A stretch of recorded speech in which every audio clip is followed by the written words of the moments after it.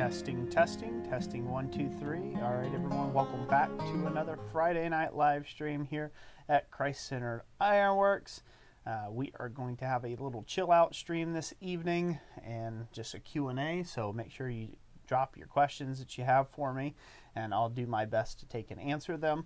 Was originally planning on having a forging stream this evening, but I took a bit of a tumble offloading a trailer full of steel and really jacked up my hammer arm. So I had to I'm icing it down right now, and yeah, so we're going to take it easy.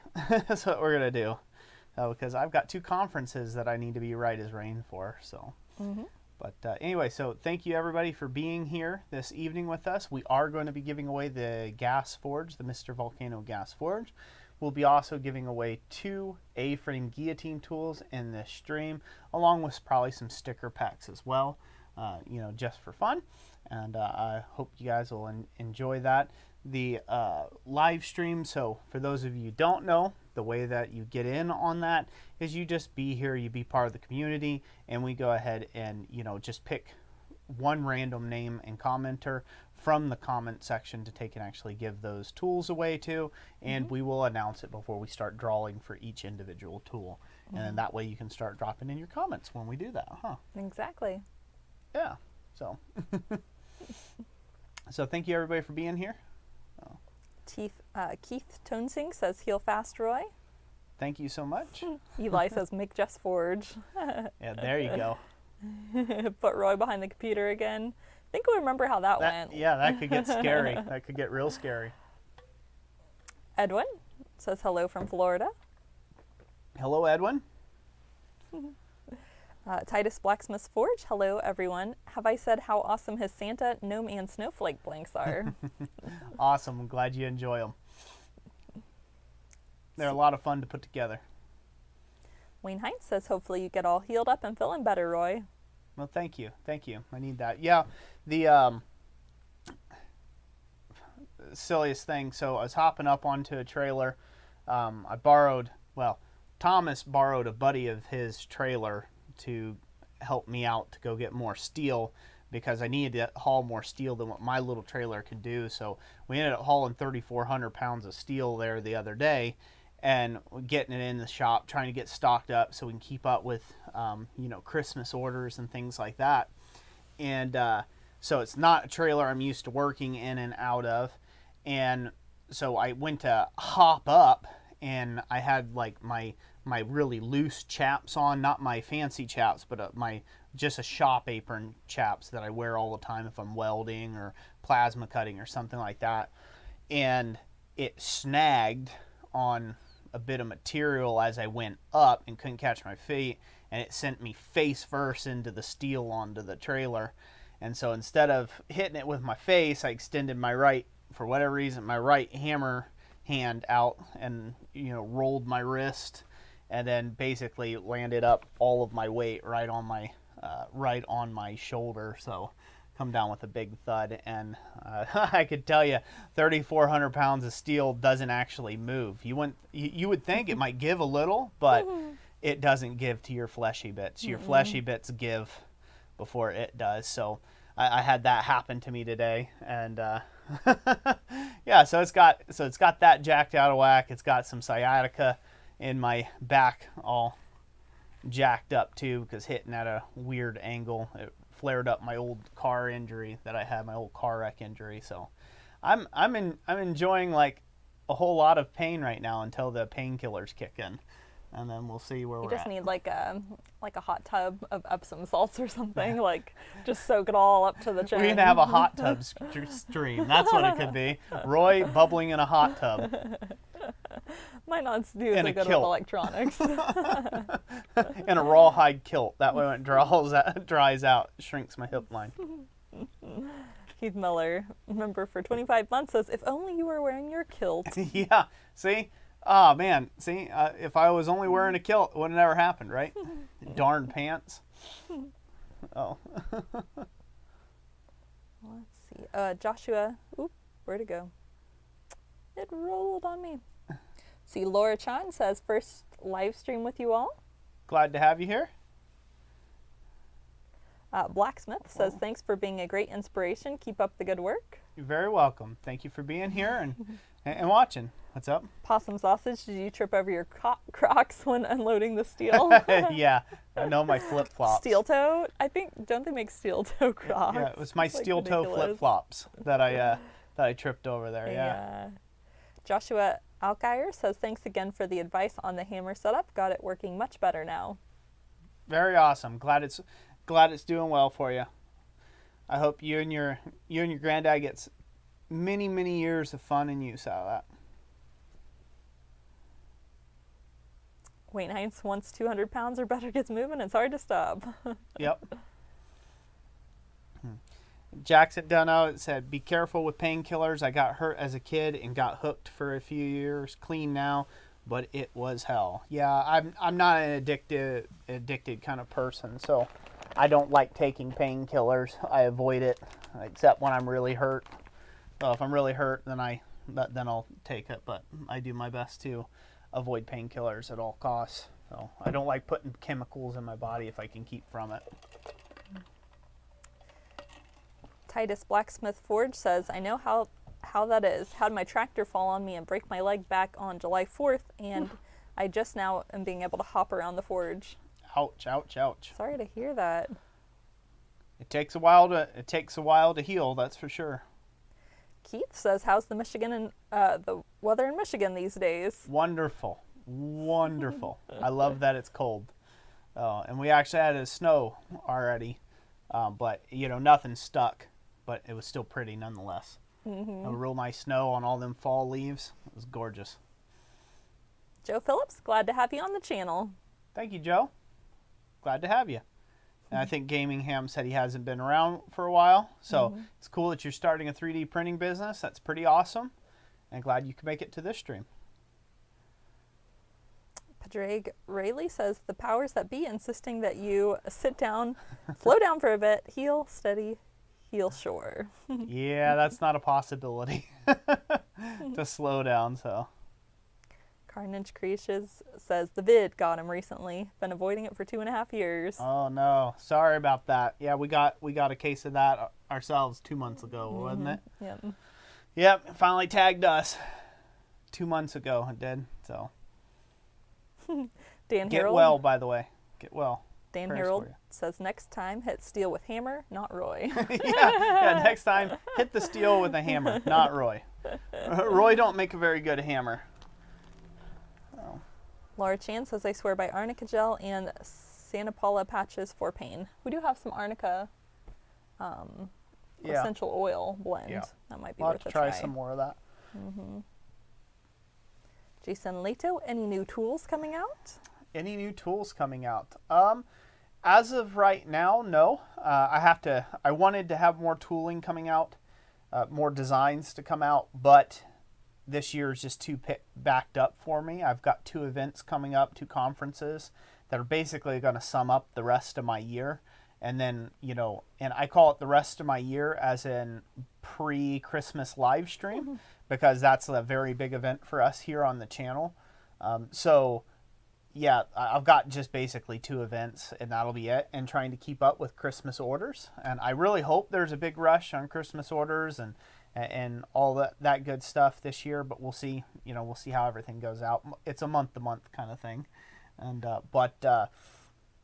yeah, no new tools this year. Next year, I do hope to have I have a design for a press, like a bolt-together kind of press that I want to, it's on the back burner right now, but I want to bring that to fruition as well.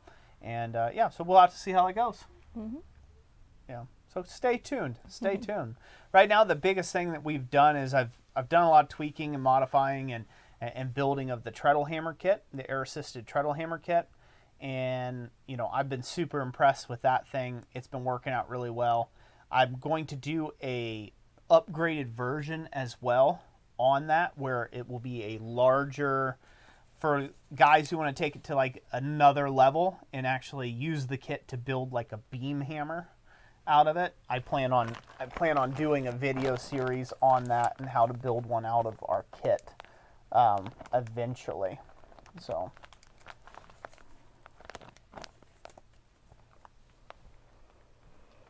Great question, though. So, yes, 2023, 2024, or by the end of 2023, early 2024, I should have more newer tools, more exciting stuff out, I would hope.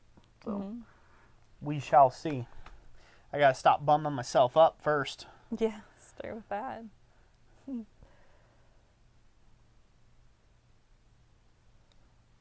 See here, NS56SN says tins, like a tins unit is great, but if you can, try easy yoga. Easy yoga, yeah. A little bit of stretching here and there, get some blood flow going for it. That never hurt anything. Steve C says a bolt together press would be really cool. Yeah, I think it would be really cool too, as well. So, it's interesting. It's interesting whenever you build something like this, like tooling. It's interesting the range of emotions you get from different people. You know, like, so if I make a press, right? I'm going to make a press to probably work down maybe inch material, maybe 1.5 inch material at maximum, right? And that's what the press is going to be. And you know, a lot of people get it in their mind that in order for it to be a useful or functional tool, it has to be able to squish down 6-inch billets of material. And I found that a little bit to be true with like the treadle hammer kit with Aerosis. A lot of people want to know, like, well, what's the maximum forging capacity? It's like, if you need a nozzle, then go buy a nozzle for $32,000, right? Like, if that's really what you're trying to do is, you know, hammer down 8-inch billets, right? Like, that's not what a treadle hammer kit is really meant for. You know, it's meant to forge up to, say, 1-inch material. Can you go a little bit bigger than that? Yeah, you can. And I've shown that in my videos and stuff. But it's really designed to take, from that next level, to take the load off of you swinging a hammer. I would have done it tonight, but I literally just got finished unloading the trailer, and I feel terrible right now. So otherwise, I was thinking, I'm like, well, this is a good use case scenario to put my arm in a sling and show how I can use a treadle hammer kit for forging instead. But I just like, you know what? Too much setup work right now. So I literally, that's why we're so late. You know, it took me forever to get the trailer offloaded. And so that's really what an air-assisted treadle hammer or a small power hammer or home-built power hammers of any type or step hammers or whatever you want to call them, that is where they shine, is to take off some of that striking load off of you. They're not meant to take and move hammer material like, you know, the Alex Steel power hammers of the world there, right? Like, that's just not what they're designed for. And most home-built hammers can't even compete with professionally manufactured hammers. But that's not really what the intention is. The intention is to take some of the workload off of you, you know, and allow you to to open new doors of opportunity to you. And so that's really what it is. So it'll be interesting to play around with the press concept and get something that is attractive enough, but also cheap enough, economical enough, that it makes it worthwhile. And I'm trying to look for something sub $1,000 again. I want to keep the tooling that I make sub $1,000 the best that I can. So this way, you know, it's within 4 or 5 paychecks for somebody to be able to save up to if they were trying to take and get some power equipment. Go ahead, Jess. Sorry. Let's see. Keith says, how loud is the hammer? The hammer is as loud as your anvil is. So if you have a fairly quiet anvil, it's not very loud at all. Now, if you're hammering the hammer straight against, like, die on die, that's going to be the loudest. The air itself is just kind of like a tst, tst, tst, like that kind of, you know, that kind of noise. It's not a lot. It's not noisy in that way.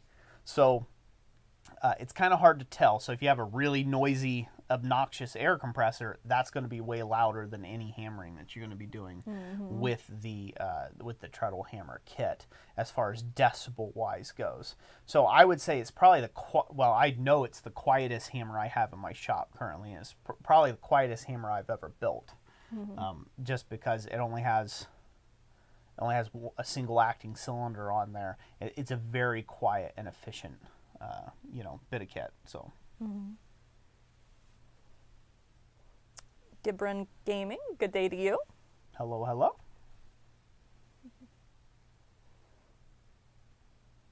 See, I think Jackson said they just had their first baby girl. Hey, congratulations. And that's gone priority over his blacksmithing. But Is that Jackson Dano? Yes. Congratulations, congratulations. See, Laura Chan, I know I can look this up, but what is your opinion on an anvil for a blacksmithing dabbler? If you're a blacksmithing dabbler, my opinion on a great anvil or a good start point is one of them Achaio anvils. I've done a whole review series on Achaio anvils. One of the little 66 pounders will do you really well. You can get them on Amazon. You can get them on eBay. Depending on where you get them at and what time of season, they're cheaper. So sometimes they're a little cheaper on Amazon. Sometimes they're cheaper on eBay. I think we purchased one on eBay not too long ago. It was a Vivor. You know, they printed their little It was like 130 Bremer. bucks. It was like $130 for a 66 pound anvil. You really can't beat that.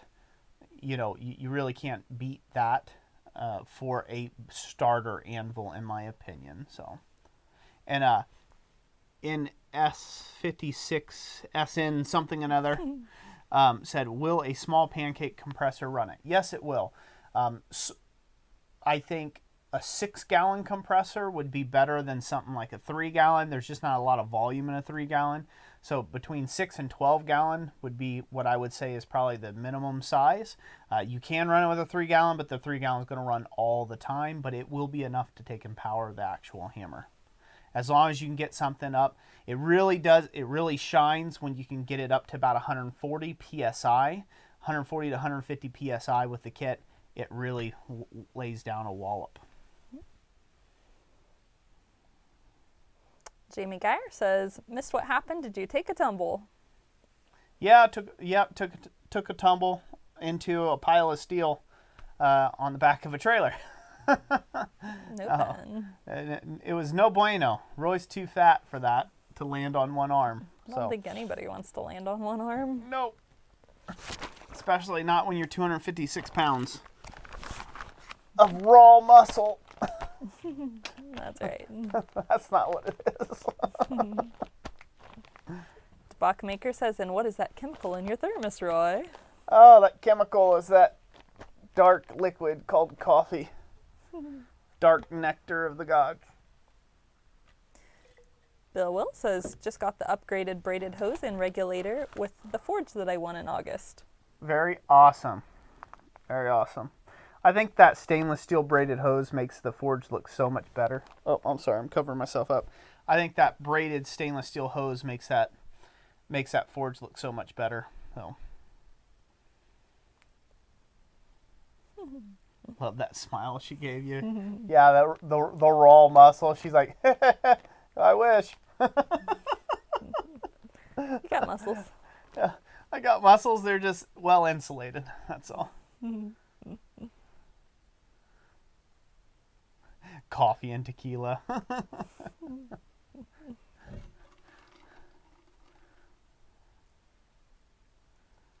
Yes. What else? You gotta keep reading there, yes, love. Like I've you're just staring at the screen there. I know. Some of them weren't questions. I'll pull up a notepad. Well, it's so okay. I can You can copy read down the comments. questions. That's good. You don't need to do a notebook to copy down questions. They can answer. They can ask again. Okay. So go back over there. Click your fingers. And I was just seeing how many people well, we had. 88 viewers. We have 88 viewers. That's awesome. I know this is riveting content. They're like, oh, great. We're watching some bummed up dude on his couch in his living room. Yay. Lara says, would you say there's a big difference in a 55-pound anvil versus the 66-pound anvil? It's twice as much. Nothing to split hairs over. I'd go with the 66 pound if you're going to do. I think the larger the anvil you can get, the better off you're going to be. I think the difference generally. is the 66 pound is a double horn versus the 55 pound. The 55 pound is not the same as the Achaios. The 55 pound ones that you see out there, they're no better than Harbor Freight anvils. They're soft iron. They're not cast steel. So that one's lost its pep. I did. Yeah. Get you out another one if you need it. Let's just hold that right there. Okay. So a So those blue 55-pound anvils that you see out there, even though they don't have the Harbor Freight tag on them, that's where they come from. They're the same brand that Harbor Freight buys up and just puts their little plastic tag on. So they are of no, they're no better. I wouldn't go with that. You want to look for the 66-pound Achaio anvils, or what I believe is the 30 kilogram. I believe it is 30. I believe so, yeah. I believe it's a 30 kilogram anvil. Yeah. Go down. Aaron Jackson says, new to the blacksmithing here. Love your channel and glad to be here. Hey, glad to have you, Aaron. Jackson says, I can vouch for the Achaio. I got the 132 pound. I got mine from the Happy Buy link, not Vivor. Had no trouble yet. The only thing was the size of the Pritchell hole. Yep, that could be a problem there, so.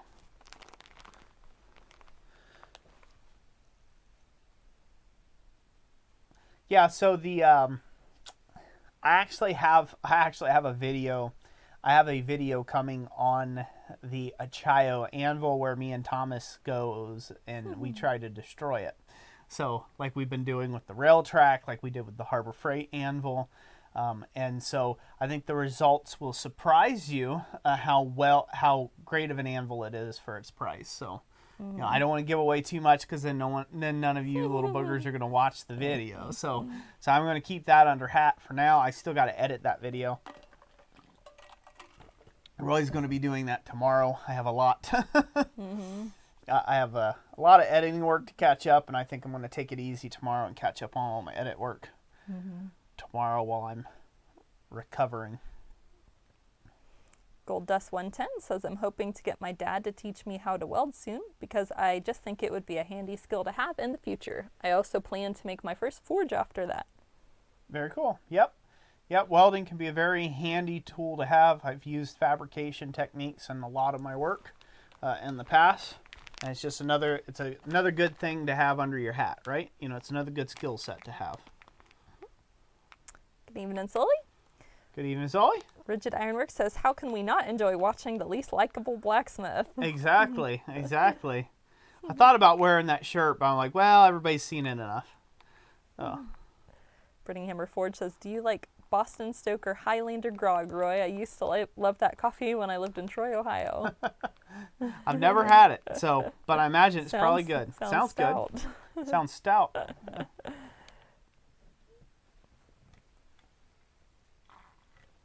Debaka said, I saw that teaser on Instagram. I don't think we've released the Achaio one yet. We have the teaser on Instagram of the railroad track and then also of the Harbor Freight anvil. Yep. But it's coming. Keith says the Harbor Freight destruction video was amazing. Well, I'm glad you liked it. Glad you enjoyed it. So. Jason says, what would be the best steel to use for making a draw knife? What's that?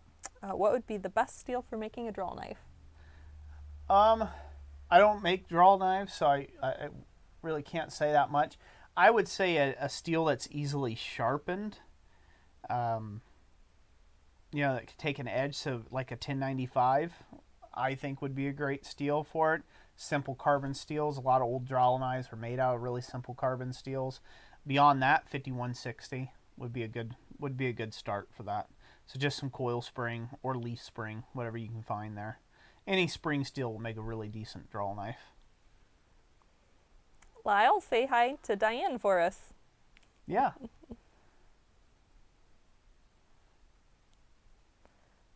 Mountain Home Forge coffee warms the soul and bones. Good. Laura Chan, how long would you say a propane tank used for grills will last on a Mr. Volcano forge? It depends on what pressure you're running it at. So everything for all of the new people out there that are getting into gas forges, or you're starting a smith, all of your consumption rate is in proportion in relation to the amount of pressure you're running. So how hot you're trying to get the forge up. If you have everything cranked wide open, what's going to happen is that expansion of gases is going to chill the tank, and it's eventually going to freeze up and frost on you, which is going to drop your pressures down.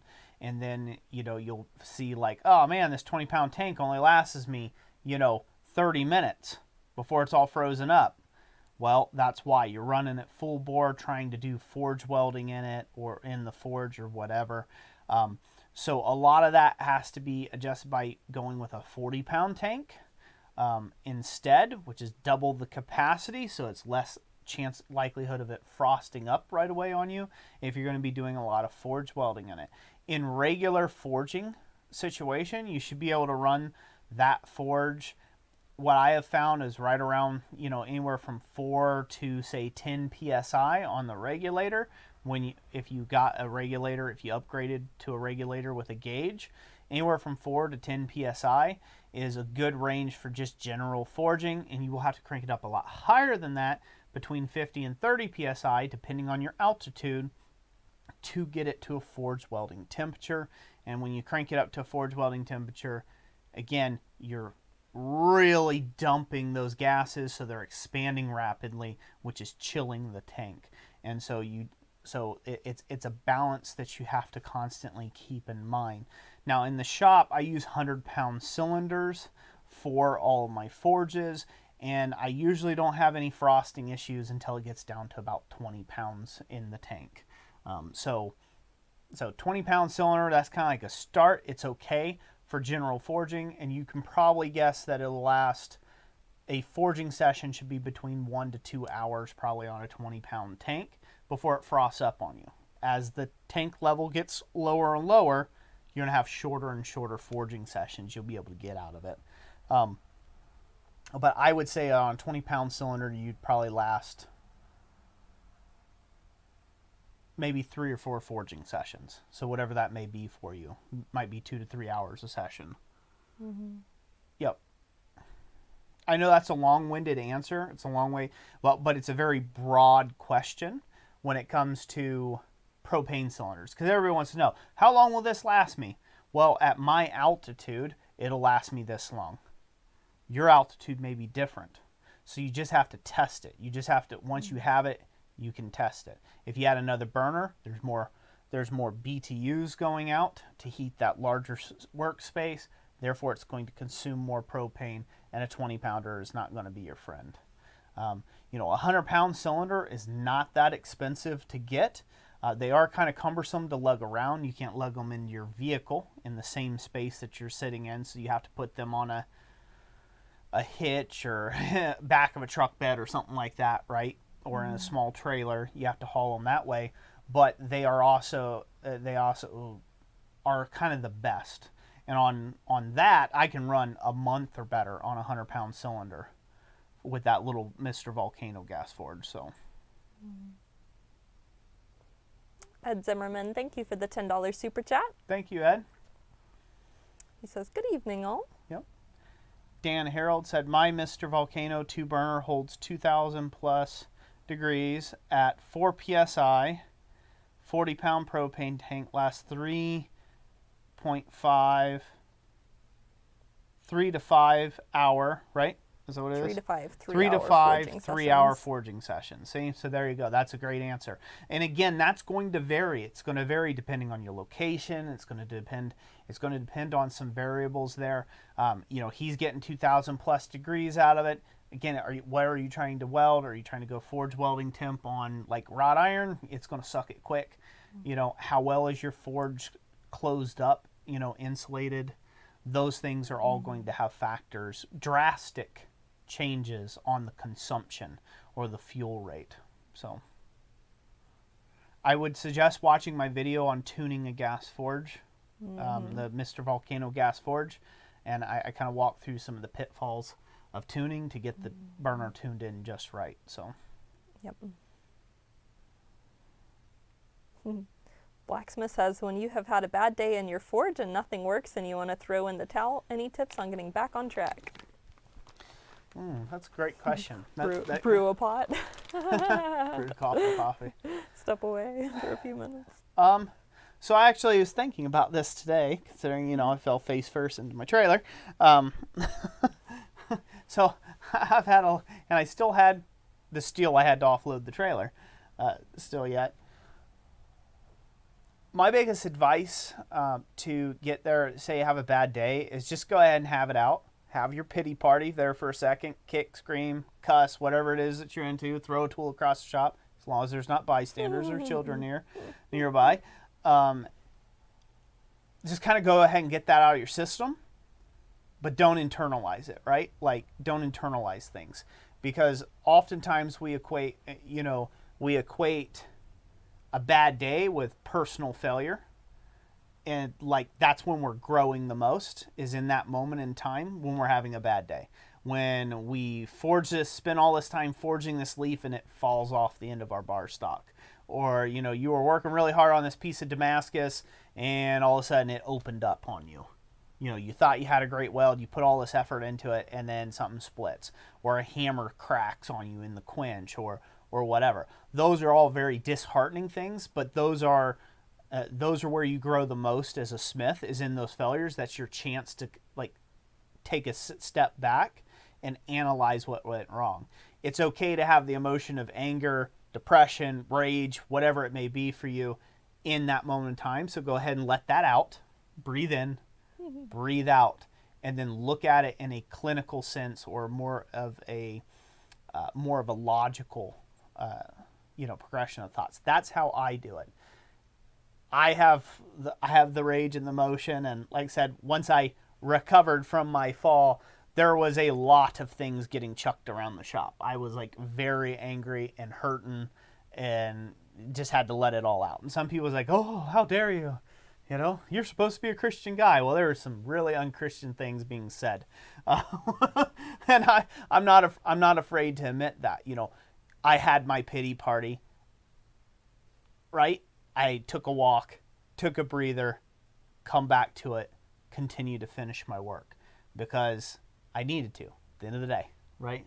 I needed to go back in and just get after my work, right? It's not the end of the world. Have to do a 3-point check, be like, yep, okay, that's not broken. This is fine. It's all still attached. Yes, it's hurting right now. Yeah, I'm going to pay for it dearly tomorrow, but I can't focus on that right now. I need to get back in, and I need to get back to work on this, right? And so it's thinking about that. You have to get beyond yourself and that. I have seen guys and gals, students and professionals alike, get so utterly disgusted and discouraged because they screwed something up that they just threw in the towel. Just gave up and went home. Mm-hmm. Right?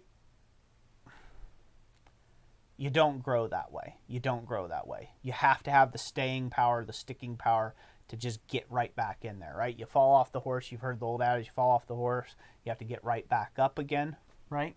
Mm-hmm. And so that is very true in blacksmithing. So that's my advice, right? Have it out. Some people think you have to internalize it and just, be all mad about it forever. You don't. Just have it out. Go ahead and have your moment of rage. But it's for a time. It's for a small time. It's okay to hurt. It's okay to say, ow. And then you got to move on. You just have to move on with it. And then, so I don't know if that'll help. I don't know if that'll help or not, but that's kind of how, I go about it. And so you got to give yourself some grace, is what it is. And then get back after it. And you'll find a lot of times when you're having a bad day in the forge, it comes from other stressors as well. It's not just the forge. Yeah. It might just be life. You're thinking about the finances, or the dog that needs to be taken to the vet, or the, whatever, the whole host of things, right? All the other things you should be doing, but you're trying to have some you time in the forge, right? A lot of times it comes down to other things that you haven't vented emotionally about yet, and it's just ruining your time in the forge. So if you just go ahead and have it out, whatever, find you a nice quiet place to scream at something, Kick an anvil. Don't do that. I don't suggest it. Brittinghammer Forge Right, says, so- whenever I'm mad, I yell, "I'm so mad." You literally can't be mad after you do that. Years ago when I worked heating and air conditioning and in the trades, guys would laugh because, you know, when guys would get injured or something, they'd cuss up a storm, and I'd yell out, "Dirty word! Big dirty words!" And they just look at me all strange, like, what is wrong with this human being? It was great. Do that on a construction site someday. Just look at the looks you get. It's wonderful. It's amazing. But yeah, you know, so that's the advice I can give. You have to step yourself out of the situation, emotionally disconnect it. Remember, it's just steel. They make more of it. That's it. They make more of it. You fail on something, they make more of it. But oftentimes a bad day comes down to dealing with more emotional things than blacksmithing. Yeah. 1958, David Memes said a little earlier that he's, I think he said he's 16. He looks up to your forging videos. He hopes to forge like you one day. Very awesome. And he also Glad says to have you a part of the channel, and he's 20 minutes from Bar Run Forge also. oh yeah? Hey, 20 minutes from Bar Run Forge. Yep, I do know Bar Run Forge. Troy and Eli over there at Bar Run Forge. Yep. Do know them quite a bit. Kansas Prairie Forge says, burned up 2 baluster ends the other morning. Had to start over. Good thing I planned ahead with extra material. The time wasted was the bad thing. Of course, you eat that time on paid jobs. Yep, and that happens, you know. It happens, but what's worse is if you took a day off because of it, or a week off because you were so hopping mad, you know, that you burn up 2 non-consequential elements, right? When you could have just got back in and got cracking on with it, and you've been done. Yeah, I think, what was it, one of your jobs early on, I think it was that hammer, the featherweight hammer that had the engraved feather in it when it got lost by the USPS. I remember, I think that one took you a while to get back around to it just because it had so much time and effort into it, and then it got lost. And so that was really frustrating for you. Yeah, so see, I can say a lot of this now because, you know, I know what it's like because I've been there. Like, and that is an example, right? I did not start off with this mentality of like, okay, yep, I'm going to have my pity pot for a second, but then I'm going to get right back in with it and get on with the work. It used to affect me real bad, didn't it? Because I put so much of emotion into my ironwork. I still do. But I have learned to distance myself, disconnect myself a little bit from the baby. As it was growing up, I let it mature and move out of my house, right? And move out of my shop. That's what my ironwork is to me. And because I've been doing it so long now, I have that kind of mentality when at first, you know, just any mistake could send me over the edge on that, you know, and I just had crippling fear that if I screwed up something, all my work's going to be gone, and I get down to like that last 3% to complete the project, and I would just have a paralyzing fear that I was going to screw it up and mess up the whole project. So I'd procrastinate for like weeks to take and get the job done. And like, meanwhile, Jess is like, I would like to feed our children, Roy. When are you going to complete that job so we can have that money? I'm like, I don't know. Eventually. I'm working on it real hard. Really, I was out in the shop kicking and sweeping and just looking at it on the table saying, nope, not today. Just not doing it today, right? And I quickly realized that a mentor and friend of mine, Raymond Sim, he came over and he's like, what are you doing? I'm like, man, I just have this crippling fear that I'm just going to mess this up. And he said, it's only steel. They make more of it. And something about that clicked in my brain that I was obsessing over an inanimate object that I could just make again. And I would probably spend less time the second time around making it again. And it would probably be better than the first go at it that I did. And so what is there to fear about it, right? There wasn't anything to fear. And so I just went right back after it. And then I started, and it took a while. It took a lot. a while. Yeah. Years of practice of doing that to let the baby go, let it walk on its own. And I'm getting better. I'm getting better at it. I wouldn't say I've arrived, by no means. There are some bigger, well, as I've become more skilled, I get into deeper and deeper projects that have hundreds of hours, not tens of hours, but hundreds, if not thousands of hours into them. And then it's really difficult. You know, it really ups the ante.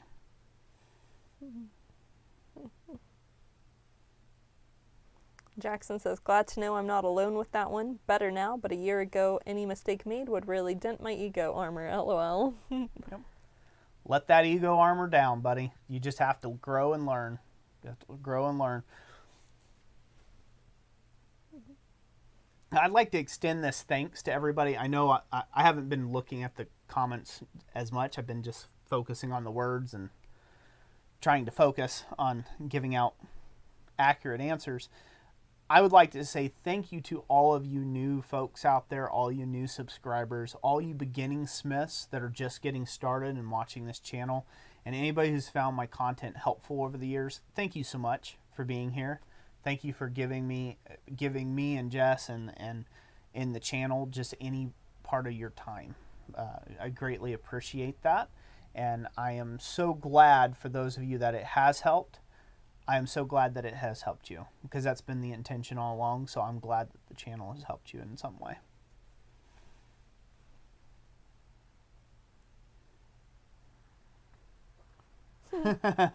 Yeah. Aimless Adventures and Metalworks. Yeah. If you get mad, just bite your hammer. You won't be mad anymore. Yeah, you'll be seeing a dentist. Fun guy says you tell the steel what you want, but sometimes the steel says no. Yeah. Todd Good says, thank you guys. Seriously.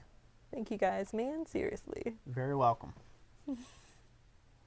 Kansas Prairie Forge says, good advice, Roy. And yes, I found a quicker way to forge those tenon ends because of a mistake. Yep, that's how it works. Jason says, have you started to get the kids excited about blacksmithing? My son's pretty excited about it. Girls, they can take it or leave it. They kind of They like to tinker a little bit. They like to tinker. They like to build stuff. They like to make things. All of our kids are very crafty. They definitely took after their mother and some of their father's genetics on those. So, you know, yeah, they just like crafting things. They like making things. They don't really have a direction with any of it yet, but, you know, that's all right. So. Yep. William Johnson says, been welding for 40 years and just decided I wanted to start smithing, and I found your channel. It's been helpful. Thanks a lot. You're very welcome. Awesome to hear it. Eric Wentworth, I've watched 80% of your videos and learned so much. Thank you both. You're very welcome. 80%, that's a big percentage. Yep. Yep. Wayne Heinz, thank you, brother. Yeah, the nucleus is a blessing to the community. I'm glad you think so. Troy, just checking in to give Jess my sympathy. Yeah, thanks. She needs it. Got a baby and back to help.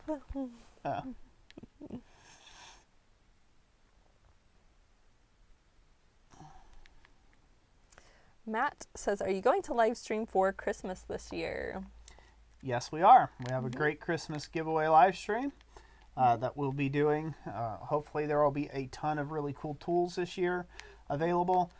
Still waiting on a couple different companies to work that out. So we'll see how that goes. And hopefully they'll get me their stuff here soon. And then that way we can start promoting it and all that other cool stuff, show off all the great things. And yeah, I plan on giving away all sorts of good stuff. We'll give away the 12th and final gas forge. And by the way, I saw you, Tom Tombguard 479. Thank you very much, and God bless you. And you're very welcome for all the advice over the years. So yeah, so there's going to be a lot of great things. There'll be sticker packs. There'll be a lot of giveaway stuff. You know, I think it'll be a pretty cool stream. We usually have a lot of things to give away. I don't know how it'll go this year or not. We haven't had as many commitments on that end as far we as do have tooling. that knife, yeah, that Down Under Farm and Yep, Forge. we do have Darren Really from Down nice. on our Farm and Forge. He gave us a kitchen knife that we'll be giving away, which is really slick looking. It's really great, great quality work, and so look forward to doing that. And you know, I will be giving probably a ton of blanks away as well, just because it's easy enough for me to do. Thank you, Justin Ray, for the ibuprofen fund. Thank you. I'll need it. So yeah. So thank you very much for the question. David Neems bar named his 500-pound Peter Wright Hazel. Hazel. Yeah, Bar Run named his as Hazel. Yeah, that's fine. Olga is still the best, in my opinion. Tinker at Forge, one of the best things about Christmas Stream, other than the fun and giving, is all the year of suggestions for the next year. Yeah, exactly. Yeah, everybody have to be thinking about those. Yeah, somebody else asked up a little bit. I'm not sure where it was at, but asked if the next, what was it? The next year of. If we knew what the next year of will be. So right now I'm thinking the next year of is going to be the year of the treadle hammer. I'm thinking about that for next year. I'm not fully set on it just yet, but that's you know, we'll have to see you know, see how it goes on that, see how the Christmas plays out, how this winter goes for us. But I'm thinking next year will be the year of the treadle hammer. Pretty crazy, huh? That'll be a lot of that'll be a lot of money, a big investment up. So, yeah.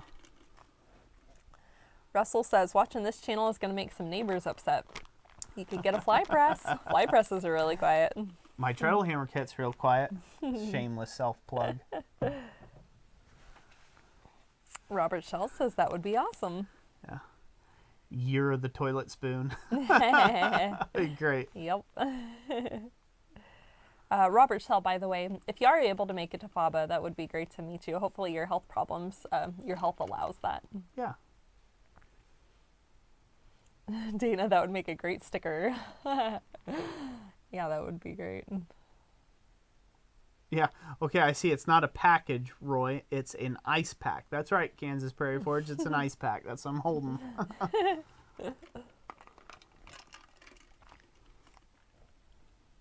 Yeah, you're the toilet spoon. That'll be funny, huh? Yeah. Yep, it's not shameless if it's true. Xavier Sontag, if I donate 100K, will you wear a traditional kilt? That was supposed to be the thing, yeah. So if you donate 100K, will you wear a traditional kilt? Yes, I will, Xavier. Get on it. 100K. I'll send you a PayPal invoice. Just let me know when. Oh. Kansas Prairie Forge, Lyle says, did you burn yourself? Did I burn myself? No, I didn't burn myself. For all those that tune in late, the reason why we're not having a Forge and Stream tonight is I fell onto an equipment trailer that was loaded full of steel and went face first into it and basically caught it with my arm and shoulder instead. And 256 pounds doesn't come to a halt as quick as you might like. So another good one is the what was the saying here? Missed it about St. Jude. Wayne Heinz, will you be doing the St. Jude sale thing again this year? I would like to do something like that. I don't know if I have enough time to really orchestrate something too much, but yeah. We'll have to see about that. We'll have to talk about that. I really enjoyed doing that last year, and this year I wanted to do more. I wanted to do something even bigger yet, and it goes more blacksmithing. Yeah, I wanted to do something more community centric, more involved, but yeah, I just didn't have time this year to orchestrate it just right. So I'll be looking at that here in the next couple months and seeing if we can't put something together and maybe like a a good discount code or something like that, you know. Mm-hmm. Do a donation thing amount. I think that would be cool to do something like that again. Jay Border says, why is forge welding so difficult? I feel like I'm following all the advice you've given, but it's still finicky. I made a deeper coal well, hoping I don't get as much oxygen in my forging zone. So, forge welding comes down to heat, atmosphere in the forge, and timing. So, if you can diagnose this yourself, maybe not as easily, you know, it is a fairly difficult thing to learn for your first go around, but once it clicks, it just clicks, and you'll get it, and you'll be glad that you stuck to it. So what I would say is you have to analyze for yourself what it is that you're doing. If you've achieved the correct heat, it's like nice and hot, and the things are sticking inside the fire, they should stick at the anvil, so you know that you've achieved welding heat. If your fire, you know, if it's not coming out and it's all pimply and blistered with scale, then you know that you've achieved a fairly low oxygen environment in the fire. So that only leaves one thing left, which is timing. If your anvil's like 8 feet away, you won't be able to get things welded in time. So move your anvil closer so your actions are faster. So you get to that weld faster. And that would be my suggestion, to kind of diagnose that as you go for those. And if you're fast enough, but it's pimply with scale, that means you're having a high oxygen rich environment, and that's no good for forge welding. It's going to prevent your welds from sticking. If you are a dull red, I don't care what flux in the world you throw on it, it's not going to weld at a dull red. So you're not hot enough for welding. So that is how I look at diagnosing what the correct welding is if you're as beginner. So hopefully that'll work for you. If that doesn't work, you can always send me a video clip. Send me a video clip of you trying to make a weld. And the best quality that you can, video clip. If you film it on potato, I might not be able to help that much. But send me a video clip if you're still struggling. And, you know, maybe I can give you a pointer or two.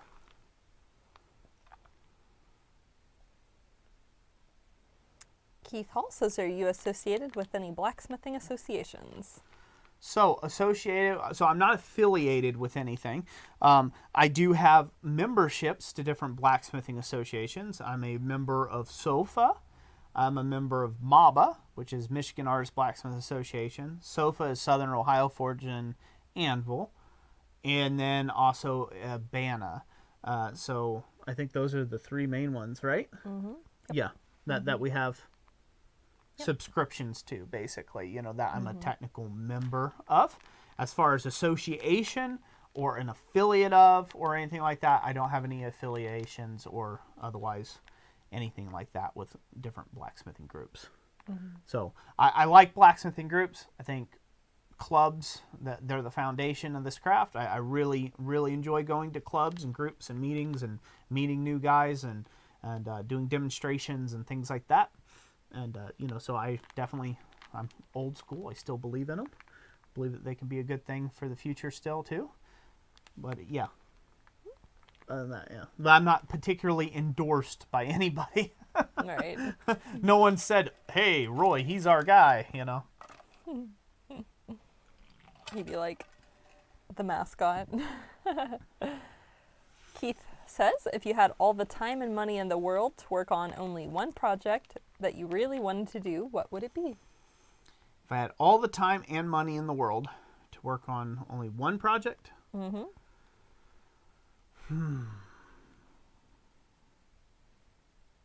That's too difficult of a question. It's too difficult. Need to think on that one. So, if it was just one project, I don't think I could put it into just one project. So. No? Like decking out a castle? How about that as a general? Like, do all the ironwork for an entire castle. That'd be amazing. So, I guess what I originally wanted to really start off doing long time ago, my initial kind of call on what I would like to do is I would like to make full scale scenes, replica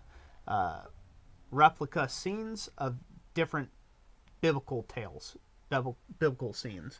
So full scale sculptural work in that. So maybe produce a body of work along that level, along those lines. So of course, you know, this is big dreams from a guy who was originally in just a little 6x10 shed, so in his backyard. Mm-hmm. Now I've got a shop that I could possibly pull off some of them, but not the time. Yeah. One day. It's funny how that works, right? Mm-hmm. Oh, God may have me in a different route. So good. Andre Britz says, sorry I can't stay till the end. Thanks, your videos are very helpful. You guys are awesome. Very welcome. You're very awesome as well. Thanks for staying for as long as you could, Andre. Kansas Prairie Forge points out, I found its heat and light rapid blows to set the weld and then back in the forge as quick as possible and repeat. Yep, that can help.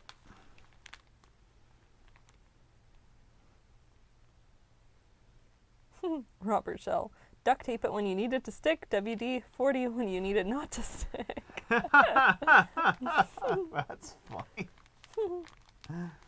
Oh, Jackson Dono, right? Any advice on getting the local farm market to allow me to do demos? They are down with me setting up for sales, but worry on the possible dangers of a demo. So good way to speak to them is speak to them in the respect of, so if you carry your own insurance, then usually most places they're fine because you're carrying your own insurance. I wouldn't lead with that in some cases because sometimes they're like, oh, so you carry your own insurance, that's great. You know, and they put you in the most hairy carry situation possible because they don't care. It's not their insurance that's going to be covering you. I would say that the best way to take an approach that is to show them your setup with it being cordoned off, how there's safe space. There's a safe amount of space for you to do a physical demonstration. May provide them with some examples of your work and examples of where you've been able to pull off those type demonstrations before, or even use another person as an example. My setup would be similar to so-and-so setup. Maybe you can find somebody on the internet, you know, and ask them if you can use a picture of their setup, kind of how it's, you know, cordoned off. Somewhere who has done it well. You know, maybe has a few people in the picture and it shows the space given. Because generally that's what people are afraid of. They're afraid that some kid's going to come over and touch hot steel out of nowhere, right? And I would say lead with that, and that way you can take and showcase, you know, how you can do a demonstration safely. And if you can't do a hot demonstration, go with cold. Start with cold working things. They're more than fine with that, and they'll be like, hey, you were a big attraction, a big hit. Do you mind doing that again? You're like, well, I'd like to do a demonstration on this, but I'll need my forge. And they'll probably be like, sure, great. So a lot of times your first year, they don't know you. You don't know them. So you just have to get your foot in the door first and then build that relationship going forward. Yeah, there's actually been some like street fairs and stuff like that we've done where I had a letter pre-drafted and I'm like, hey, you know, if you're interested in having us as a an event, at your, how do I word that? If you're interested in having us as demonstrators at your event, you know, here's an hourly rate that you can pay, and then, you know, we'll set up a display table as well. So we actually got double paid. We got paid to do the event and then also table sales. So that's kind of a cool way of doing it too, if you can be an attraction for the event. Yeah. Do the safety dance. Yeah. Brittinghammer Forge. Maybe don't lead with juggling cherry red knives. Yeah, that'd be the thing. So. Eli, I need some of that Christ-centered Ironworks brand Flux. Yeah, so that Christ-centered Ironworks brand Flux. That's what they need. So. Matt Wise says, Roy, what's the largest project you have made, and what was the most difficult part to complete? Drawing a blank. Help me. The giant bird bath. What else? That's the largest project. I wouldn't say the most difficult project. Yeah, if you had to choose between, oh no. Yeah, what's the largest project you have made? So the most difficult thing I've completed yet has been my my French Baroque hammer that I made. I don't know where Jessica's going, but No way. so I made a Baroque hammer that was really nice, and then let's see here. That took a lot of chasing, well over 100 hours, and there was literally well over 100 hours into the chasing on that hammer, and so that was, I would say that was probably probably the most difficult, most involved thing that I've done on that. Trying to get symmetry too. Yeah, on all four sides of the hammer.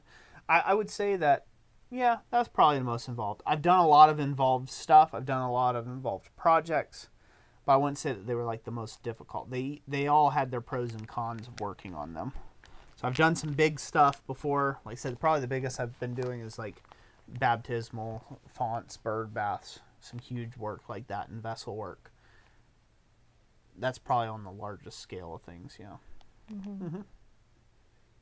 I did do some railings and some grab rails, but yeah, I wouldn't call they weren't super long rails or anything, so I wouldn't call those very big jobs. Dana, have a great weekend. Take care, Dana. So Xavier says, if you had to choose between the treadle hammer or the fly press to keep in your shop, what would you choose? Treadle hammer. I'm not saying that just because I made it or either. It's more versatile with what I would do with it, I guess. It's like having a striker in my shop, right? Like all the time on call.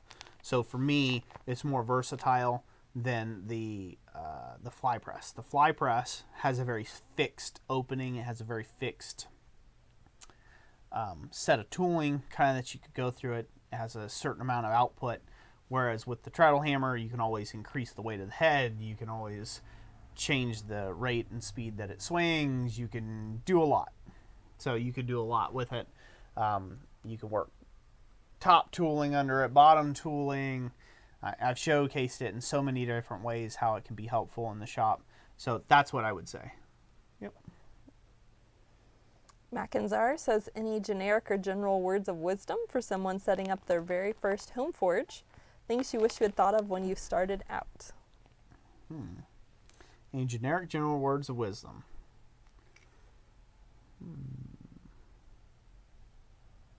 Think fire safety and noise control. That's it. Make your neighbors happy. Those are 3 generic statements for you in words of wisdom. So the reason why, those all go hand in hand. They all go hand in hand. If you make your neighbors happy, they're not going to call the cops on you once they hear banging away and smoke coming from behind your house. Okay? They're not going to call the cops out at you because they already know what you're doing. Or the fire department. Okay? So, say you ain't got the greatest neighbors in the world, and you can't necessarily make all your neighbors happy, then you at least want to not annoy your neighbors. So think about that noise control. So you can't end up getting shut down on a noise violation with any sort of sound ordinances. Think about the sound, the way it projects and leaves your property. Right?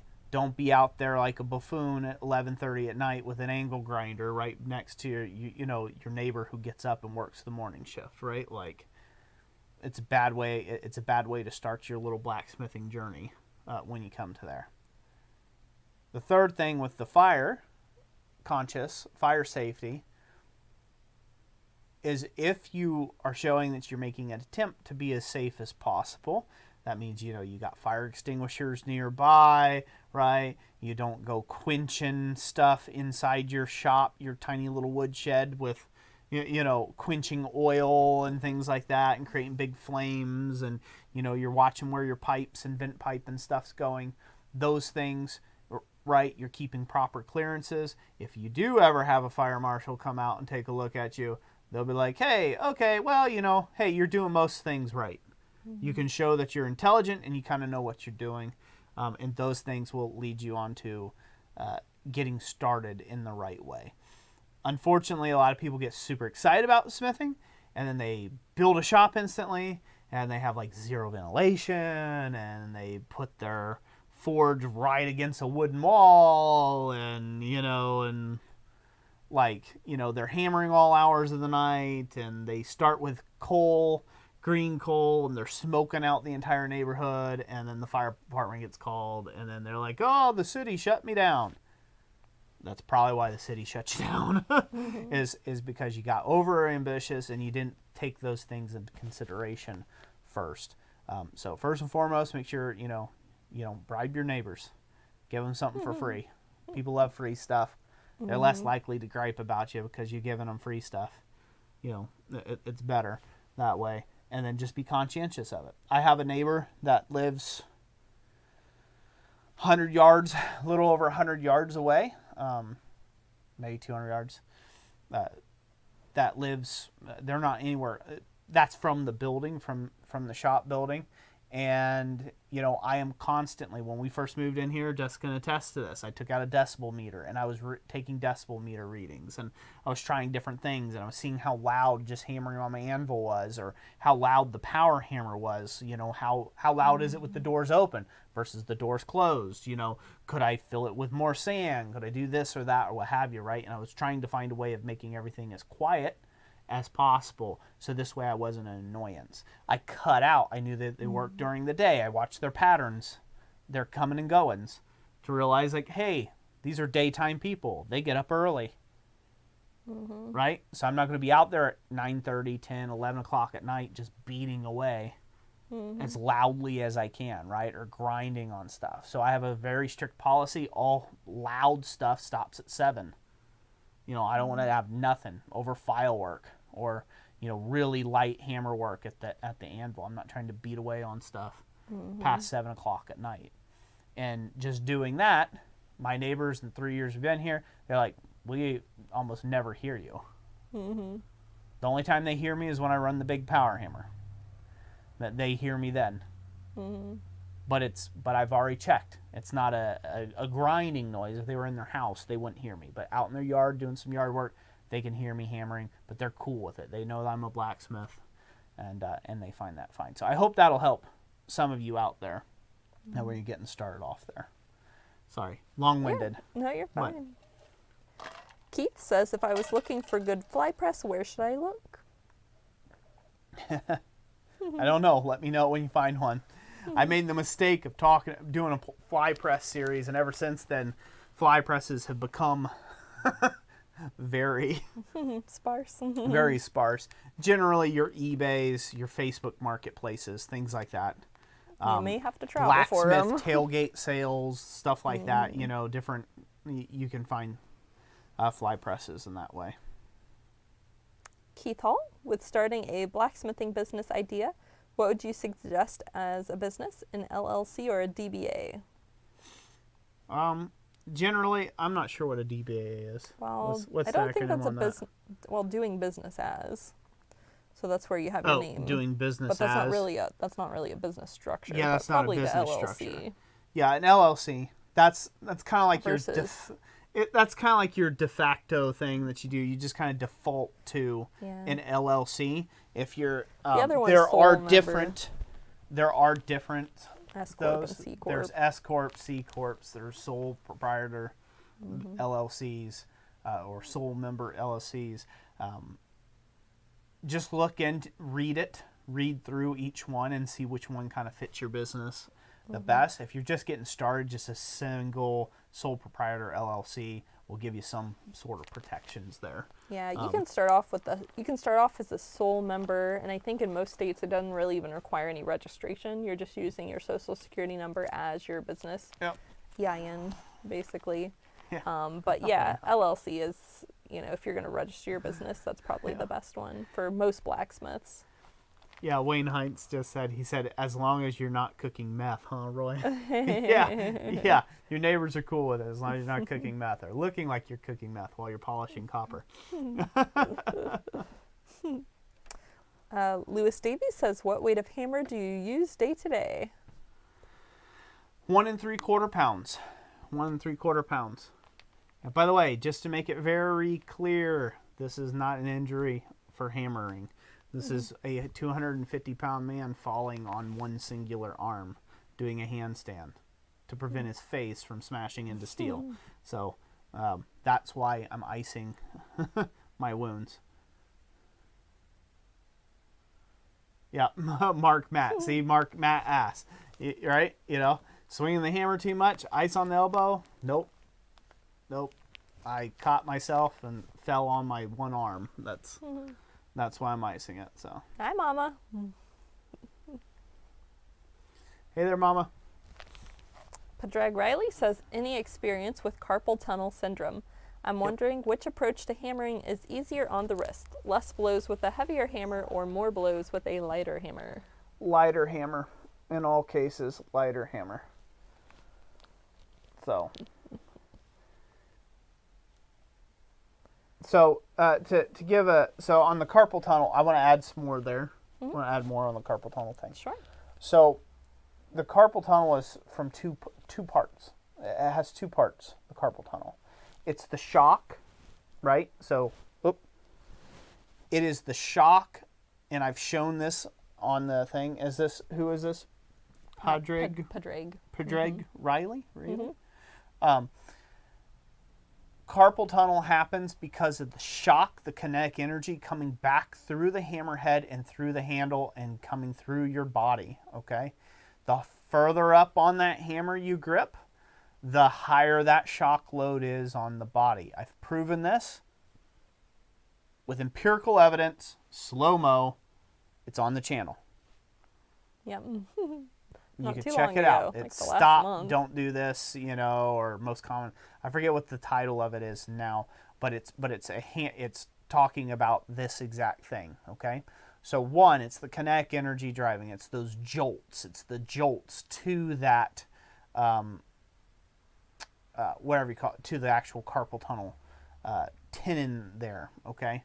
I'm probably not speaking it right. I'm not sure what the correct what the actual carpal tunnel thing is there.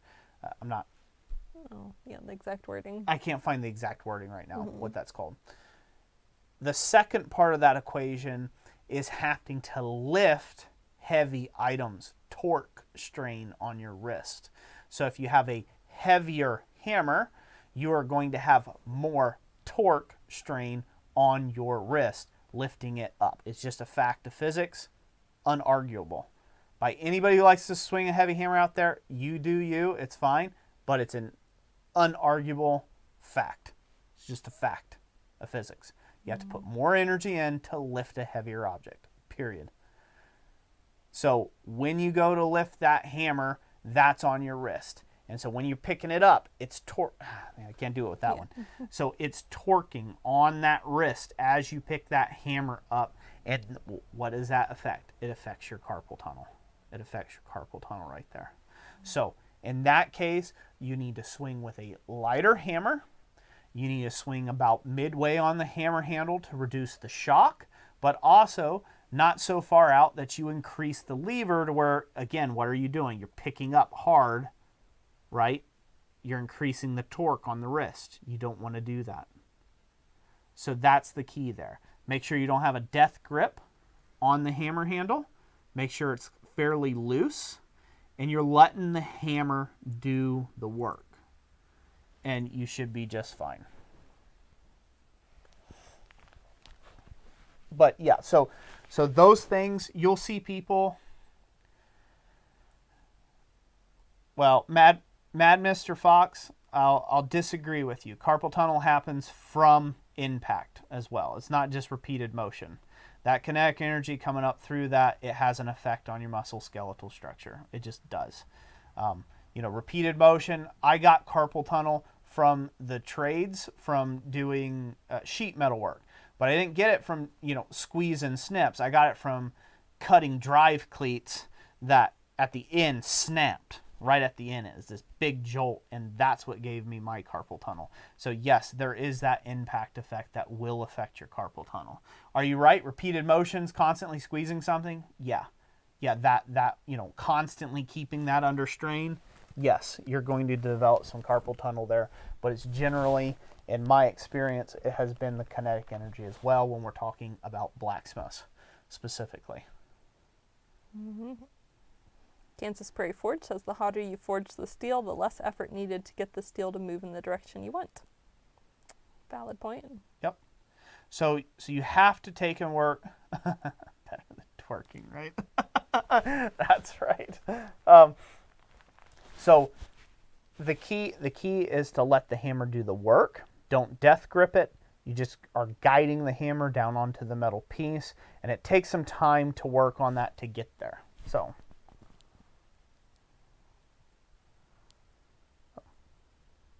Yep, there you go. Mad Mr. Fox. Oh, sorry. I'm covering this up, trying to hold it. Can you just hold that for me so I don't have to keep covering up my thing? Sure. Mad Mr. Fox, great point. He got his carpal tunnel from, scooping Red Lobster biscuits for 3 years. And that'll do it. I mean, how are you scooping it? You're torquing, right? You're putting a torque on that wrist. Mm-hmm. You're putting strain as you're carving out whatever it is, or scooping ice cream, or whatever it is that you're doing. So that sort of torque, torsional forces, things like that will develop the carpal tunnel. Carpal tunnel happens many reasons. It's not just one. But in blacksmith specifically, it happens because one of those two reasons. You're either putting too much torque on your wrists when you're lifting and swinging the hammer, or you are or you're suffering from the kinetic energy from the hammer because your hand is up too far close to the head. And you're it's like bashing your fists against the anvil repeatedly all day. So, tobacco maker, no, I think it's the painkillers are kicking in there. Yeah, I had to check the batteries yeah, just to make sure. He's saying my batteries are running low. Okay. So, all right. Yeah. I thought you meant the mic batteries. Everybody's asking how I'm doing. Yeah, it's still rough right now. So I'm not doing the greatest. I'm not doing the greatest right now, but it's okay. It's a great distraction talking to you all. See how far in. I think we're about nearly an hour, 20 minutes. Yeah, about an hour, 20 minutes in. Yeah, we should probably give something away, huh? We probably should. Yeah.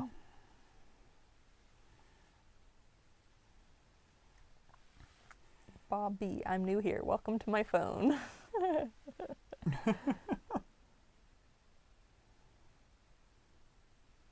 All right.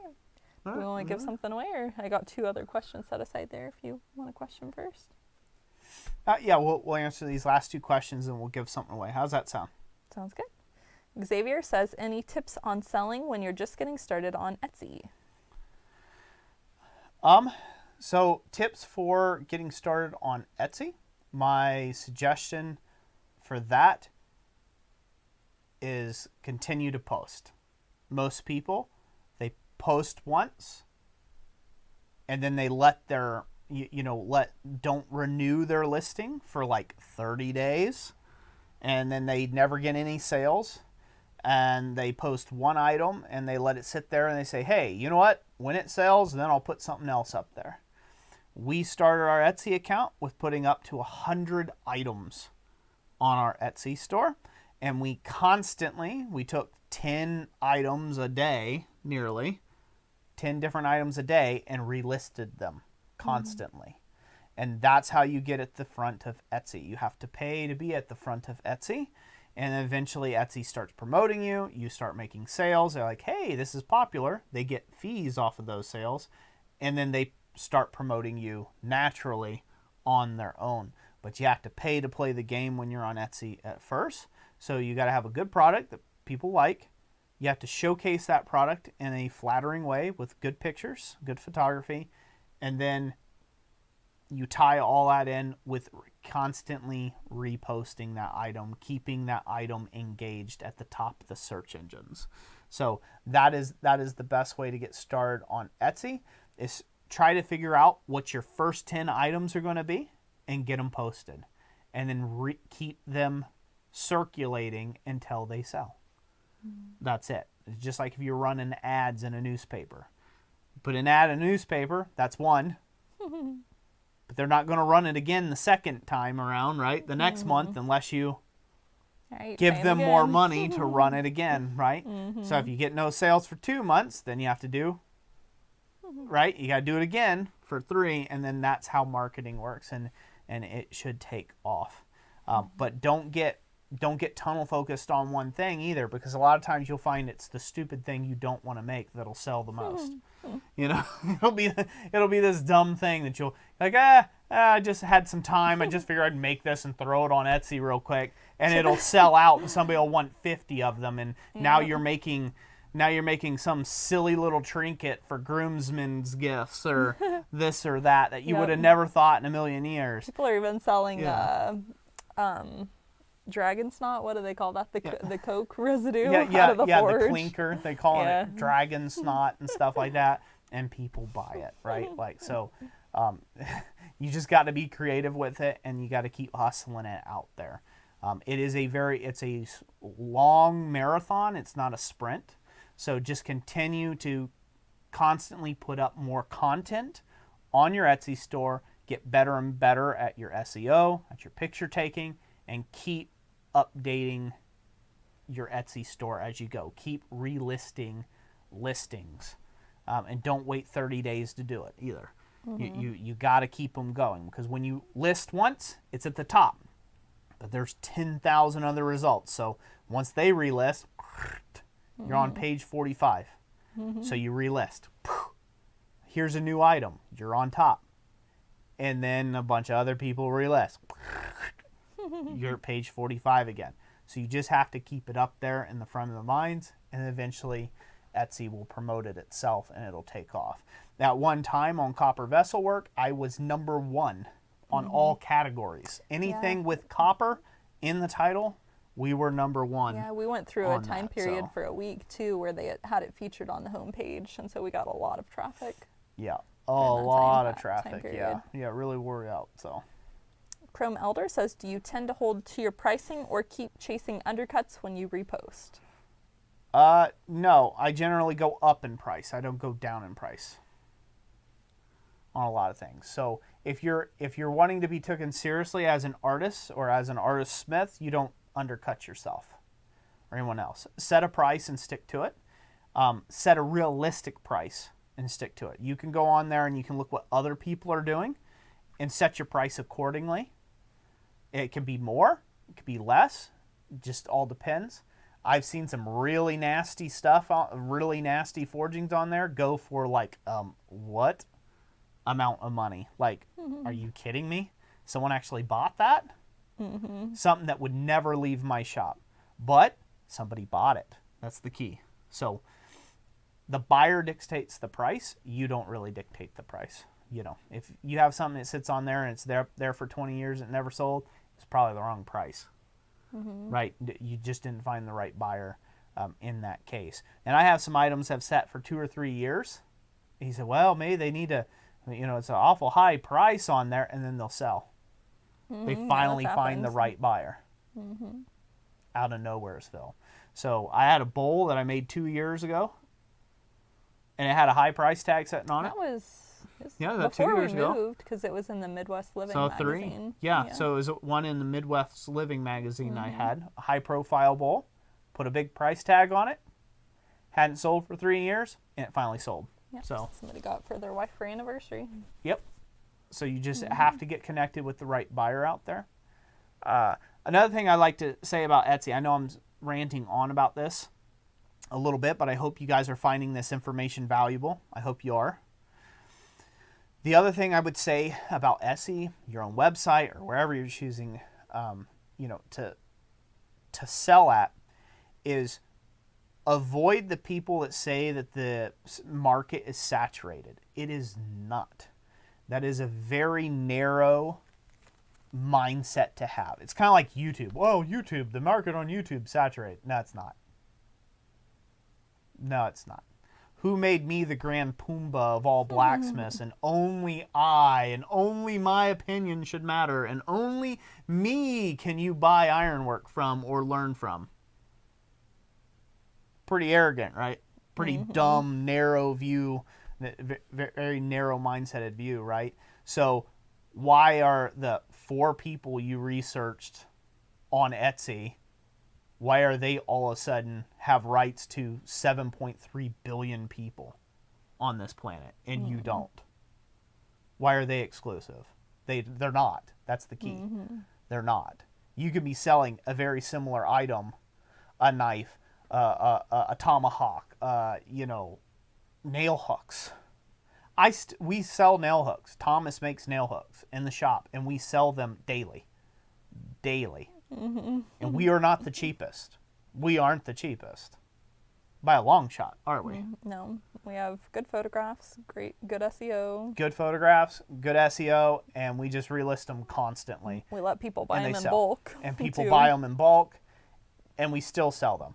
And we sell them for a higher price than what other people are selling them for. What's the magic sauce there? It's called the market's big enough for everyone. That's why. Because it might just be a chance. I might have been on the 5th page of Etsy. You might have been on the 1st page of Etsy, and they bought from somebody on the 2nd page of Etsy. You can't outguess people and where they're going to buy. There's algorithms for that, but you're not an algorithm. So put your work out there.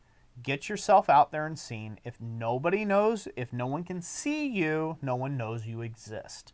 So that is the secret to sales. You've got marketing. Location. You want to be out first. You want to be on the top page if you can, right? You want to put out good, high quality work, both in the photo department and the ironwork department. And then it'll sell. There's a lot of masters out there that are dead broke in blacksmithing and couldn't make a go of it. Right? And they're usually the ones telling you can't make it.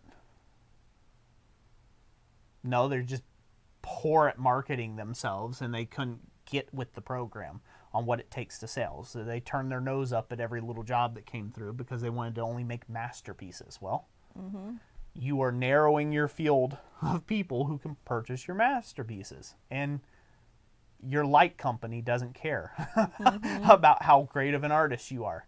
They care about money. So those are my advice. That's like a mini rant going into there. I have just seen too many guys get started, and they speak in error. And I've even seen some well-meaning YouTube blacksmiths speak in error about sales. I'm very good at sales. I'm very good at marketing, and they're just incorrect. It's incorrect. They might relay that as their personal experience, but then you go look and you see that it's like, they had 12 items that they posted. Whoop-de-doo, Basil. Whoop-de-doo. 12 items out of billions that are on there. Like, you lucky little princess. You were just wanting your Prince Charming to come down the road here, and just purchase your whole stock for like $10 million a pop. Sorry that didn't happen for you, but it didn't happen for a whole lot of the rest of the people who thought they were the belle of the ball, right? So you need to get real with yourself. Know that it's a numbers game. Start a sales funnel. Look up how-tos on that. And we have an entire playlist series on business. We do. Advice. Over an entire 100 videos. Series on business advice. 100 videos, minimum on that. You can fall down that rabbit hole. And sales and marketing. Danimal's Creation says, Roy, I've made pieces for friends to help with their channel as gifts, being nice and also thinking it would help with self-promotion. I'm calling it quits with free pieces after what I have on the shelf. How much is too much? How much is too much for... Probably to give away, because that's what he was talking about. Oh, to give away? Yeah, for just promotional. It's kind of hard.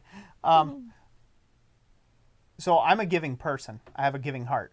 Believe it or not, I do. I feel disproportionately blessed to be in the position that I am. It's been a lot of hard work. It's been decades.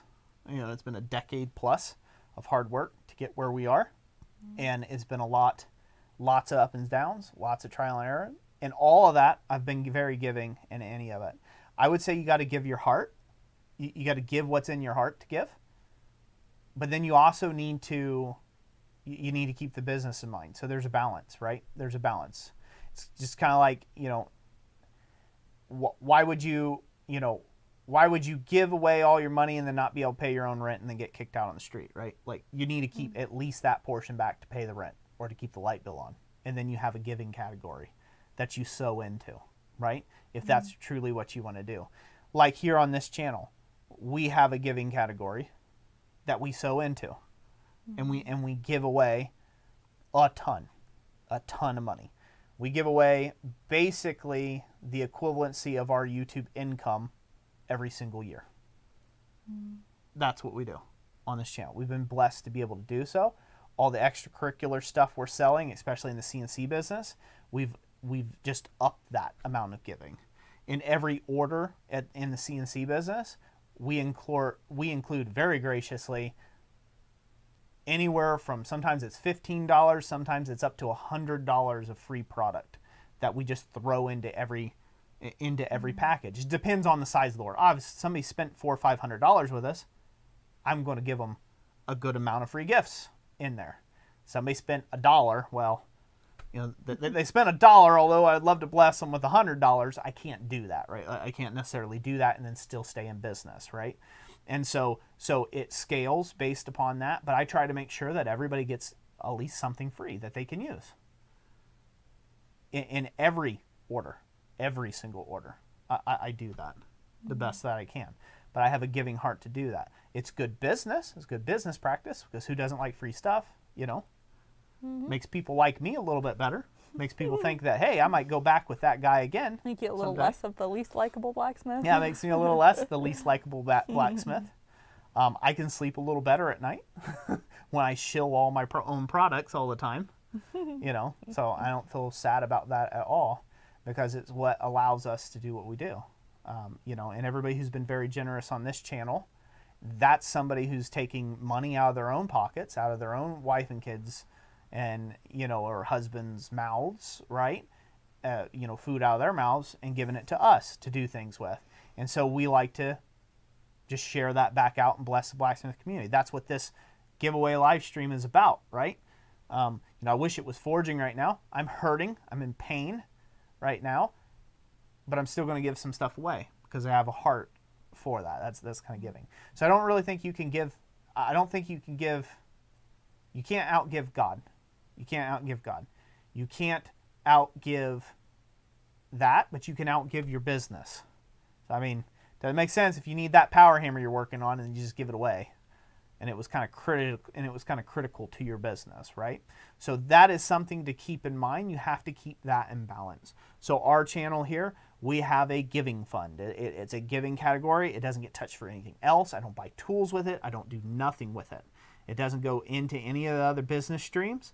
It's something that we have decided every single month that we are going to put money back into that category constantly. So this way we can support this giving thing that we got started.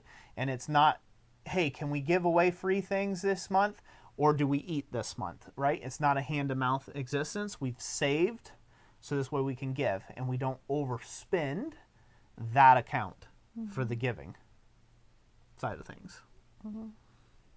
Yep. And that's the way it works. I hope that's helpful. I think it is. I mean, I get on these rolls and then I lose track of all the comments of like wherever they're at. He gave a little more context. Danimal says, I'm talking, I have over $300 in materials and expenses and over 40 to 50 hours on my key piece I'm about to finish. I hate giving it away, but it's to someone that deserves it. Well, so Danimal's creations, it's very, you have to do what you're led to do in that. It's hard. I can't speak from your position because it's your heart on that. If you're worried about if you're worried about the materials and the time that it took you for this piece, right? My question, you have to analyze yourself. Did I make this piece for this person because I wanted to give this person this piece? Or did I make this piece to sell and I feel like I want to give it to this person? You have to analyze yourself on that, because as soon as you decide that you want to take and give it to someone, the price and the time no longer has value in that. It's the transaction of that gift of love that you're giving away to somebody is what matters, not the price, not anything else. Now, if you spent $300 in materials and you don't have any materials left, maybe you should sell this item and make something else for that person to show your love and appreciation for them. Maybe that's what you should do instead.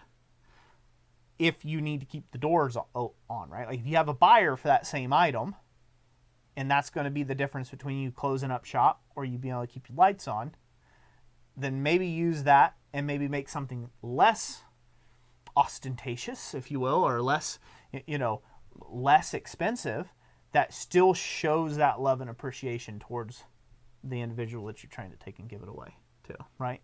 And sometimes I've had to do that. Sometimes I've given to a point where Jessica's like, whoa, mister. Whoa. Right? Mm-hmm. Yeah. Yeah. Yeah, you've had to bend my... a few times. had to slap me like, Roy, what are you doing? We ain't got money for rent this month. What are you doing there, Roy? Like way back in the earlier days of the channel, we only had less than, we had 1,000 subs. Oh, yeah. Some of those live streams, the shipping was really expensive in proportion to what we were receiving back then. Yeah, we were making like $50 a month, and like I had like $250 in shipping. So, alarm. Yeah, I had like $250 in shipping, but we were only making like $50 a month on YouTube. Mm-hmm. Yeah. I go a little hog wild with the whole giving thing, so. Mm-hmm. But yeah. Keith Hall says, when you started out blacksmithing, what is the most memorable gift you gave away? Most memorable gift. I'd say as this wasn't when we first began, but here in like the last year or so, I've started making these little textured crosses with stamped Bible verses on the back when I hear people that are going through a hard time or needing encouragement or they've lost somebody. I like to send those out. And I feel like those are meaningful and encouraging to people. Yeah, I'd say the most meaningful gifts I've given away has been memorial. I've forged some memorial crosses for people that have lost loved ones. I'd say that was probably the most meaningful. Of course, they didn't ask me or anything. It was just something I wanted to do. Mm-hmm. I found out somebody had lost somebody, and it just particularly, for whatever reason, it struck with me. It resonated with me. I can't say that's happened with anybody who I've ever found out that, it's not with everybody I find out that who's lost a loved one, but just certain times, I'm led. I feel led to do something additional, and I've done that. And those really, for me, makes me feel like I have a purpose, like there's a larger purpose than just, me forging and smacking around hot steel, right? And so I really enjoy doing those type of gifts. Yep. Mom says her back scratcher. Yeah, back scratcher. There you go. It's a rewarding gift. Back scratcher was. Functional. Russell Niner says, any good first projects for beginners? Say that again more. Any good first projects for beginners? Any good first projects for beginners? I will always lead down to the same thing. I would say start with like fire pokers, bottle openers, meat skewers, bracelets. Those are all good starters. S-hooks, J-hooks. Go through a hook frenzy of making all sorts of different types of hooks. I would say those are good first projects for beginners. If you're interested and you have the ability to, maybe move into some floral work and add some little blanks of like flowers and stuff. Like either you cut them out yourself or you can go buy them from somebody that sells blanks. See what I did there? But no, like you can cut them out of sheet steel and then put texture on them and then weld them onto a rod, and do that. Those are really great, fun, quick little projects that you can do that don't cost you a whole ton. So, yep. Robert Shell, I do have some examples of those crosses on our Instagram a while back. And also, I just make them basically from our little cross keychains. I believe we have those on the website. Some little miniature cross keychain. Well, they're like pocket cross size. But can you scroll up a little bit? There's sure. a comment I wanted to see there, and then I want to give some stuff away here. Speaking of that, slow. Stop. Yeah, High Desert Forge and Ironworks. He said, and now look at you, Roy, the richest and most unlikable blacksmith on YouTube because God has blessed you so. Exactly. I love it, High Desert. Yeah. Yeah, the most unlikable blacksmith, huh? Yeah, least likable. According to one commenter, wise sages once said. One troll. Yep. Well, Chrome Elder, stay around. Just stay around. Just 1 second longer. We're going to start giving some stuff away. Let's go ahead and give away an A-frame. Okay, let's do Sound that. good? Sure. Let me see what I have here for B-roll. I'm not sure if this one's an A-frame or not, but I will show you all a guillotine tool. No. Yeah. So this is a C-frame guillotine tool, but we're going to be giving away that version, an A-frame guillotine tool. We're going to give away two different guillotine tools here to 2 separate different people. So if everybody will go ahead and get your comments in there and say guillotine me or guillotine.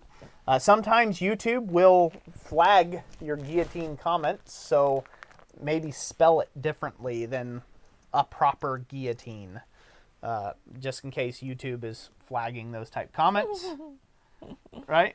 Yeah, we can still see it on our end. Yeah, we can still see, if your comment doesn't pop up, we can still see it on our end. So you might spell it wrong or something like that. That way the censors doesn't get the proper pronunciation down. Big dirty words. Yeah, big dirty words. So we're going to go ahead and draw one name at random for the A-frame guillotine tool that we're going to give away. I don't have anything to drum with, and I sure as heck don't feel like it. So Jessica's going to whack the paper. Well, no, here. The table? I'm going to whack the table. Or the cup. When I stop whacking the table, we're going to draw one name at random and go. Okay. Evil Twin X with Guillotine Me Now. Hey, Evil Twin X. Congratulations, brother. Guillotine you now. So, you know, for 1 second. Get with us through the contact email in the description, and we will send that out to you. All right. All right. I'm going to tap the cup again. All right. We ready? Yeah. Ready to draw for another guillotine tool? I look amazing right now.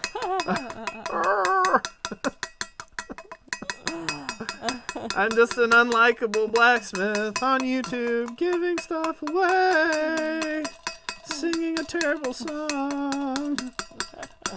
Because I got these people here all night long, whether they like to be there or not. Okay, who we got?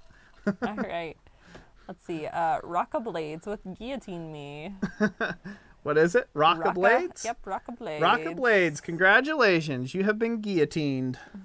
In a good way. In a good way. Not in a French Revolution way, but in a good way.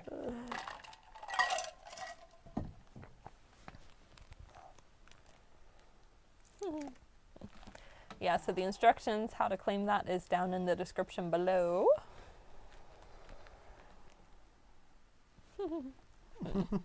I like it when you guys get creative with your comments. Those are fun. Yeah, the creative comments are fun. So, all right, so we gave 2 guillotine tools away. Yeah? We did, yes. Okay. That's it for now. We'll give some more away here in just a little bit. Hold on to your hats. I don't want to be on too much longer, but we'll probably stay on about another 30 minutes or so. Okay. We've been on for an hour and 45 approximately. Yeah, so we'll stay on about another 30 minutes or so, and then we'll give some more stuff away there. Yeah, so while we are here, we can take a brief intermission to talk about our upcoming events. Yeah, let's talk about our upcoming events. Go ahead and shoot, Jess. All right. So in a short, roughly 2 weeks, we have the FABA conference coming up, and that's in Gainesville, Florida. And this will actually be our very first time traveling to Florida. Yeah. So, yeah. From what we hear, it's supposed to be somewhat cooler than the regular summer temperatures. And we're looking forward to being down there. It looks like a nice event. We've seen some of the pictures from previous years, and Roy's going to be demonstrating a French Baroque style hook, similar to Some of you may have seen some photographs posted with all the ribbon scrolls and the collar and whatnot. Mm-hmm. And a similar style hook also. Roy will be demonstrating at the Umba conference. Sorry, Tinker at Forge.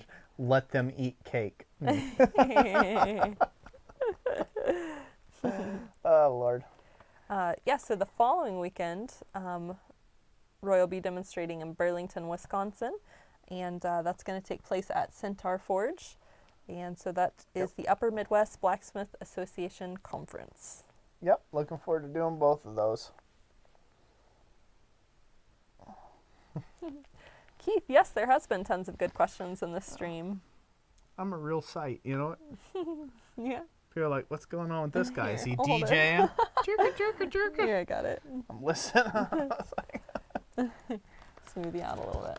I don't know if the ice is helping much. Don't know. I can try the heating pad if we want to swap it out. Yeah, we'll do it after the stream. We'll be fine.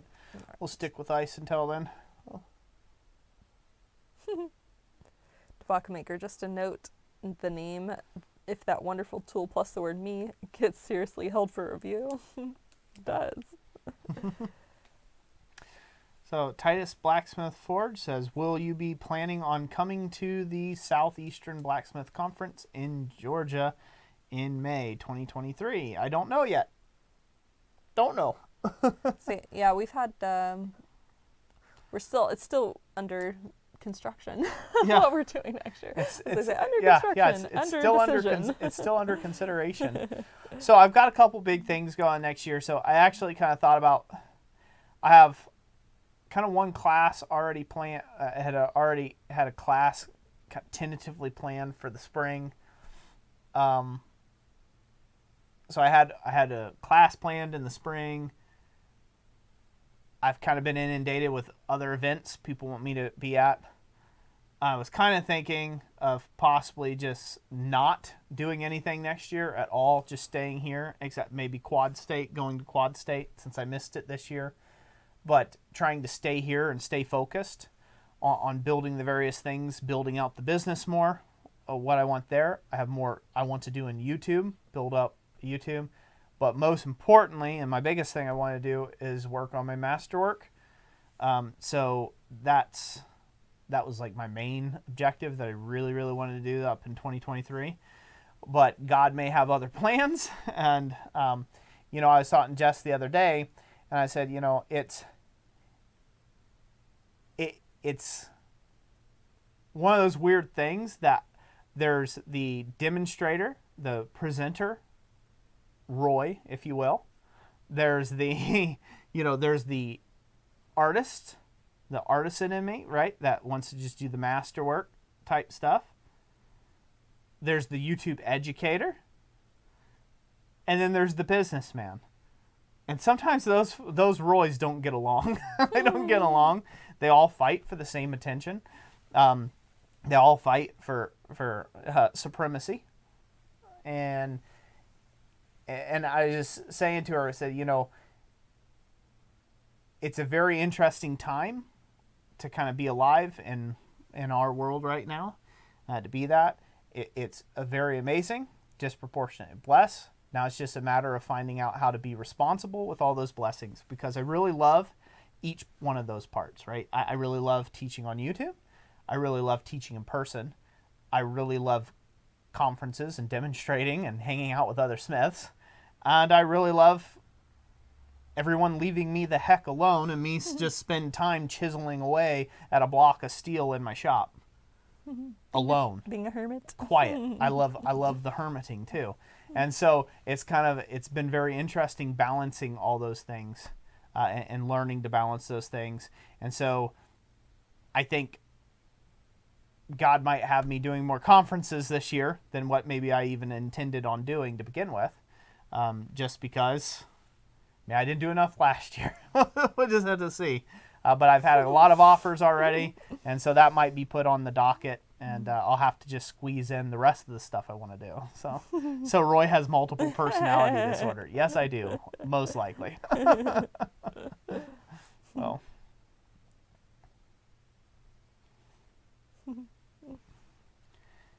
Titus Blacksmith Forge, Yeah, I'd love to shake your hand as well and meet you. Classic schizophrenia. You just gave them fuel. I just gave them fuel, huh? It's like your layers to your onion, Which Yeah. layer are we on Yeah. now? I don't know. I don't know what layer we're on. We might get on the Rant layer, and that one's a real stinky one. We'll stay on there for a while, huh? So, yeah. No, like I'm real excited. I'm really excited for all of those opportunities.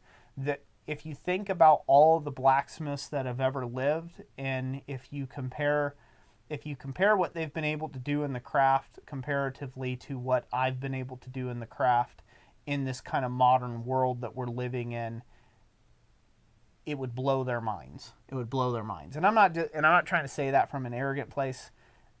It's just I've done so many things in this craft that I never thought was possible for me, that I never thought I would ever is going to be able to do or ever go see or ever, I didn't ever think I'd be the guy to be able to be invited to a conference, to be a demonstrator.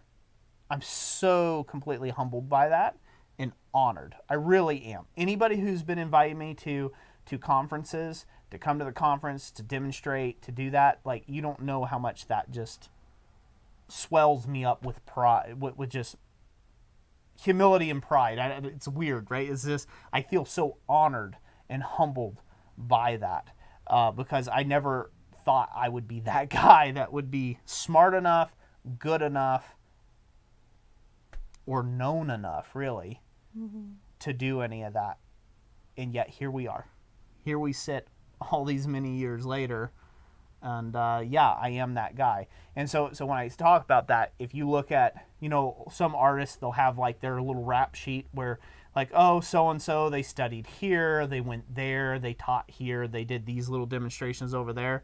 Like mine is enough to fill 15 pages, top to bottom, single line spacing, of the different events and venues and things, accolades, various accolades that I've done over the years that I've been smithing. And that is, it boggles my mind when I look back at that. That it's, it's kind of crazy. So it's been a whirlwind adventure. A lot of you know, some of you don't. We've passed 90,000 subscribers here on YouTube. We are honing in on 100K, which is, again, that's another.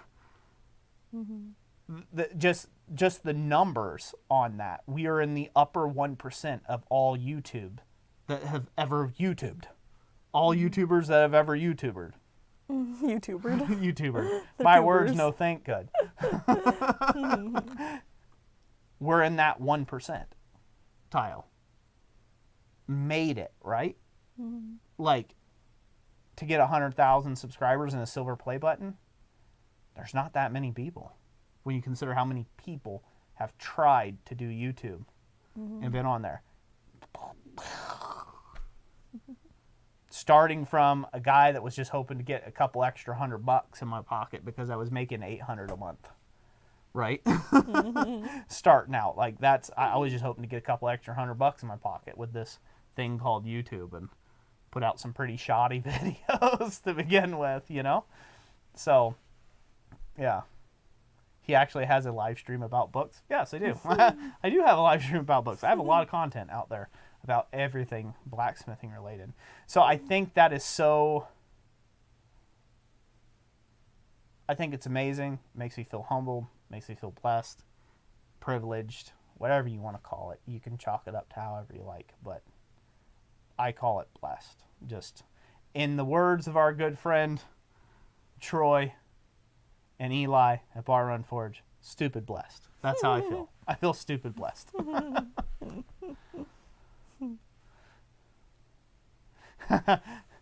Keith had said, all you need, Roy, is an OnlyFans in a kilt, LOL.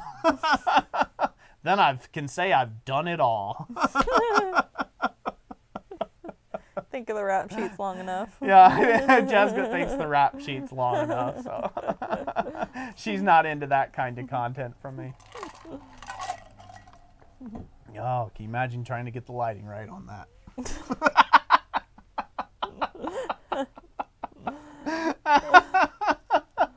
at her face, that's great. She's just trying to stare hard at the screen. Don't make eye contact, Jeff. Don't make eye contact. That's... Oh!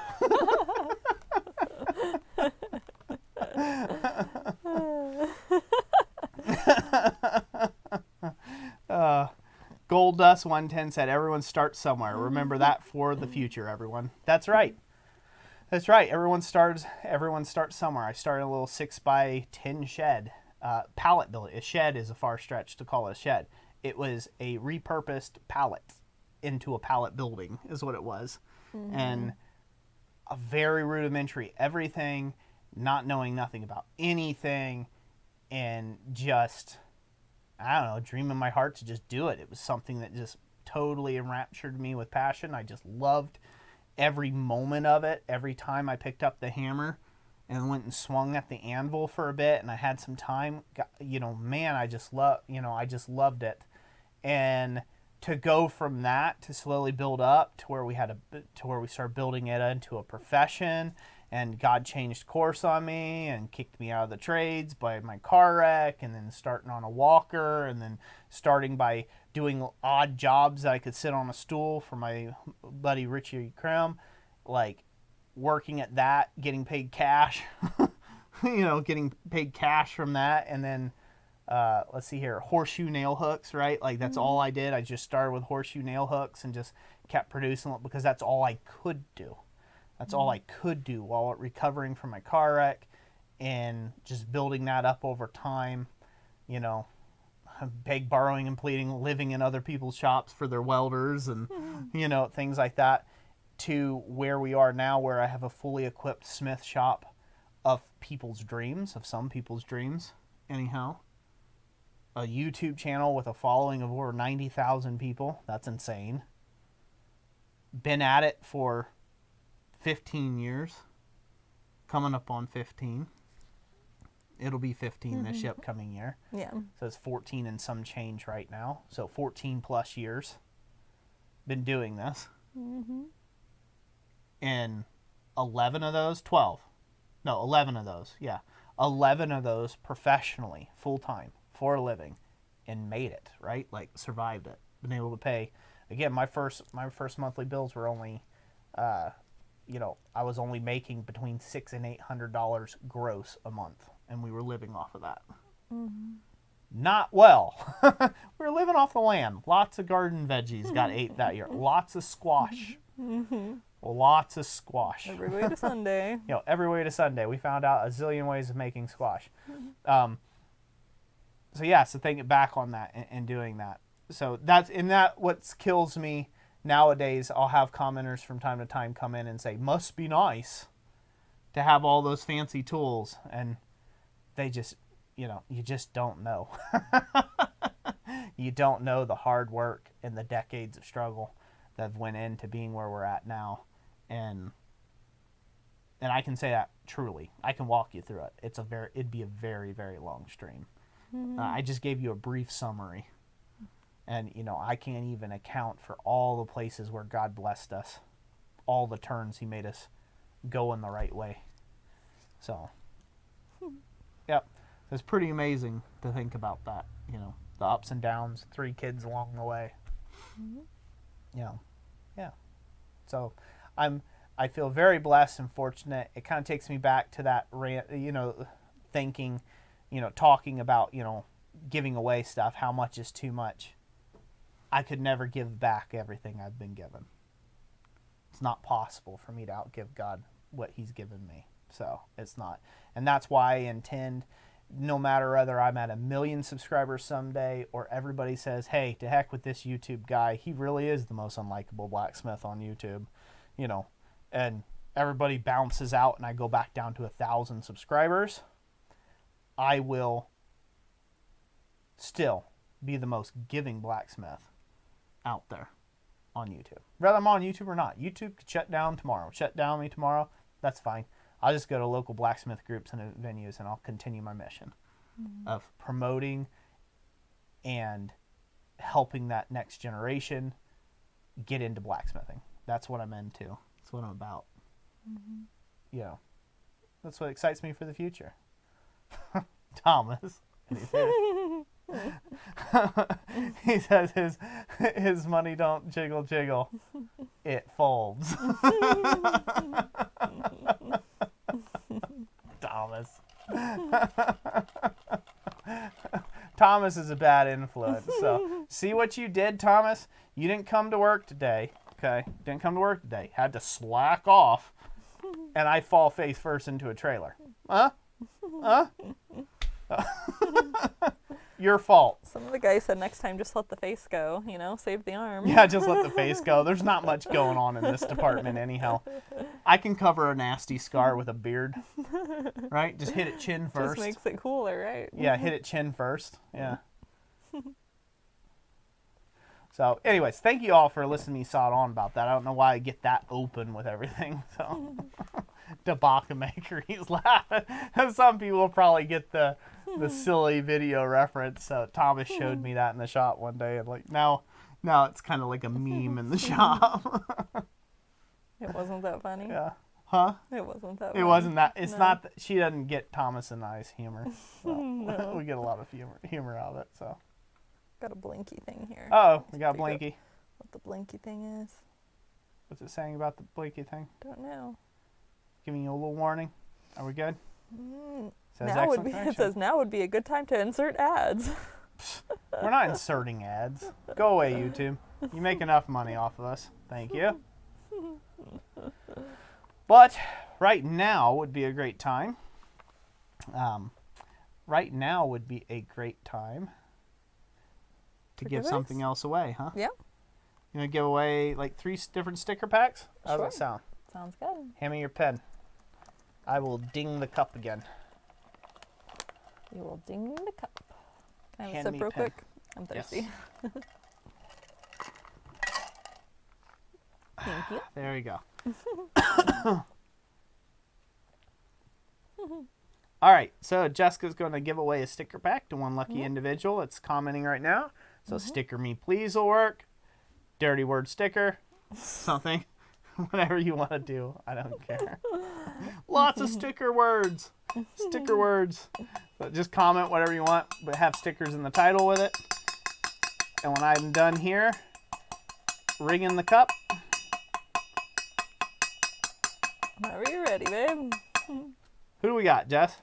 We have Nicholas Davis with Sticker Me. Nicholas Davis. Congratulations. You have been stickered. My pin for 1 moment. Yep, Nicholas Davis. You need to get with us through the contact email description. And we will send you out some stickers post-haste. Some stickers. Probably Monday. And let's go again for somebody else, huh? Yeah. Next person is... Go. Next one is Bill Will. Sticker me, please. Bill Will. Congratulations. You will be stickered, sir. You will be stickered. Congratulations. Voila. All right. Last one. Ready to give a last one? Ready? All right, let's pull another name for some stickers.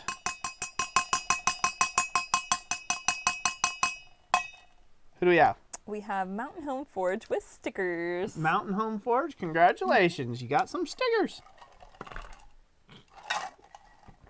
Y'all know what to do. Get with us. Contact email. Oh. Very nice bell ringing. Thank you. Thank you. I practice a lot. You want to take it down there? Mm-hmm. Stick it where the sun don't shine. Where the sun does shine. Stickers, stickier stickies. Cool. All right. Well, there you go. There's the stickers. Give away some stickers. That's pretty good. Thank you, Dana Maggiore, for those. Amazing. Yep. If anybody is needing stickers for your channel or business or anything like that, Dana does take orders through his work, so his contact email is down in the description if you need stickers made. Yep. Thomas getting moved. Does Roy dinging the cup make him dingy? Make him No, a dingy. I'm just a dingy, regardless. Well-pasted winners. That's great.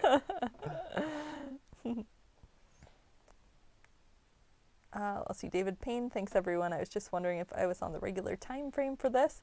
We're Yep, running. you are. Yeah, we are running later than usual for the live stream in general time frame, but.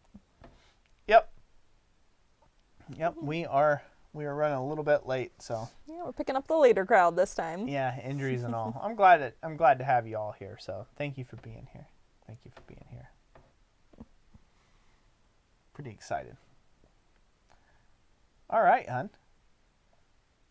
What else you got going on there? So I'm looking at her screen. I usually don't see this. I think we answered this one already. Yeah, we answered that one already. I don't have any more questions. Okay, actually. so we could just. You can just ramble on. So I could just ramble on or rant on about any old thing. You go. There you go. Huh. So some updates like for the channel. Most of you have noticed I haven't put out video in a little bit. Maybe. I don't know. Some people probably don't follow that close. Don't care. But I haven't put out a video in a little while. I have like 7 videos, I think it is, 6 or 7 videos in the tank that just are requiring me to edit them. We just got back into town not too long ago from Tulsa, Oklahoma, where we went out there for her brother's Nicholas's wedding out there. And so we stayed out at Skiatook Lake while we were in town and got back from that. Have a whole host of stories I hope to tell people around a campfire someday. I'm sure it'll be somewhat interesting. So we should do that. We should just do like a campfire with Roy stream, and I can just sit around and tell stories, regale people with quite interesting. With all my life stories of various things. So no, and oh, by the way, thank you, Thomas, getting me for the $2 super chat. I don't know if I had said that before or not, but yeah. So we got back from that. I've been prepping to leave. I've been prepping to get ready for the conferences, the FABA conference and the UMBA conference. They're back-to-back conferences separated by about a week. And so, you know, I'm going to be on the road for quite some time messing around with that and trying to, you know, do those and do a good job and be professional and be everything everybody expects me to be when I show up. So that's exciting and stressful all at the same time right now. So it's a big kind of prep week for me to get ready to go. It was kind of awesome. Thomas, he handled all the orders in the shop while I was gone. So Thomas he kept plugging right along, working. He was able to keep sending out orders and sending them out. You know, we try to ship them out within, 1 to 3 business days generally. I've got some orders sitting on me right now, but because of me having to cut up 3,400 pounds of steel off of a trailer. I didn't get to ship them today, but I'm hoping to have them shipped out tomorrow at the very latest. But yeah, so, that was kind of interesting. For those of you who don't know, Thomas has been working with me. He's primarily helping me with doing the CNC plasma cut work. So everybody say hello to Thomas Goodymoot in the chat and thank him for all of that, all of that hard work. It's not easy to keep up with everything, and so he's allowing me to be able to go do these other things and not come back to having like 90 orders sitting and a bunch of angry people because I've been gone for a couple weeks here and there. So that's been kind of crazy. Been really crazy to see that take off, and it's fun working with Thomas. It's interesting working with another person in the shop. I've tried that a couple times unsuccessfully. Working with another person in the shop, they just didn't have the same energy that I had, or kind of same passion. But Thomas is a very passionate person about blacksmithing. He loves to learn. He's just an overall good hand to have around. He's a real hard worker. So, and if he was in the shop, I wouldn't be nursing one of these. I wouldn't be nursing this shoulder right now, Thomas. Can't be on duty every single day. No, he can't be on duty every single day. It's like 7 days a week. Thomas is just my personal minion. He lives in the shop. So. Get to give him a closet. Yeah, I have to let him go home to his own family at some point in time, so. But anyways, yeah, no, Thomas is a good dude, so you've seen him around. So that's kind of an update a little bit there. I've got some really neat collaborations coming up. That'll be really cool. And I'm super excited about that. Some more affiliates that'll be coming out. People who will be taking up some of our blanks and supporting other creators on YouTube. with those. So I think that'll be pretty cool to do. And hopefully it'll be mutually beneficial around to everyone and all. So yeah, that'll be cool. Yeah, we'll definitely share, make sure we do some posts and stuff when some of that comes out so everybody can see, you know, what's going on. Yeah. Yeah. That'll be cool. Yeah. Yeah, Danimals. We were debating when we were in Tulsa, or before, just a little bit before our trip, we were debating on whether or not we should try to make an announcement and have like just a group hangout, just throw it out there for the group that was near the blacksmithing group. The Salt Fork, I think, was the close one. And ultimately, it just came down to like my family. We didn't have all the ins and outs of all the planning with my family just yet, and so we didn't have a clear schedule where we could try to schedule, you know, a get together or anything. Yeah. Yeah. And sometimes you do have to watch that on the internet. Unfortunately, you start posting where you're going to be and how you're going to be. You know, I do have as many people who love me. I do have a lot of people who hate me as well, and have detractors. And so you never know who you're going to run into out in the woods. And I can be a very scary individual if you meet me in the woods. And you're you're a hostile. So, so that comes from another time and another place. But I'm a friend to those who are friendly.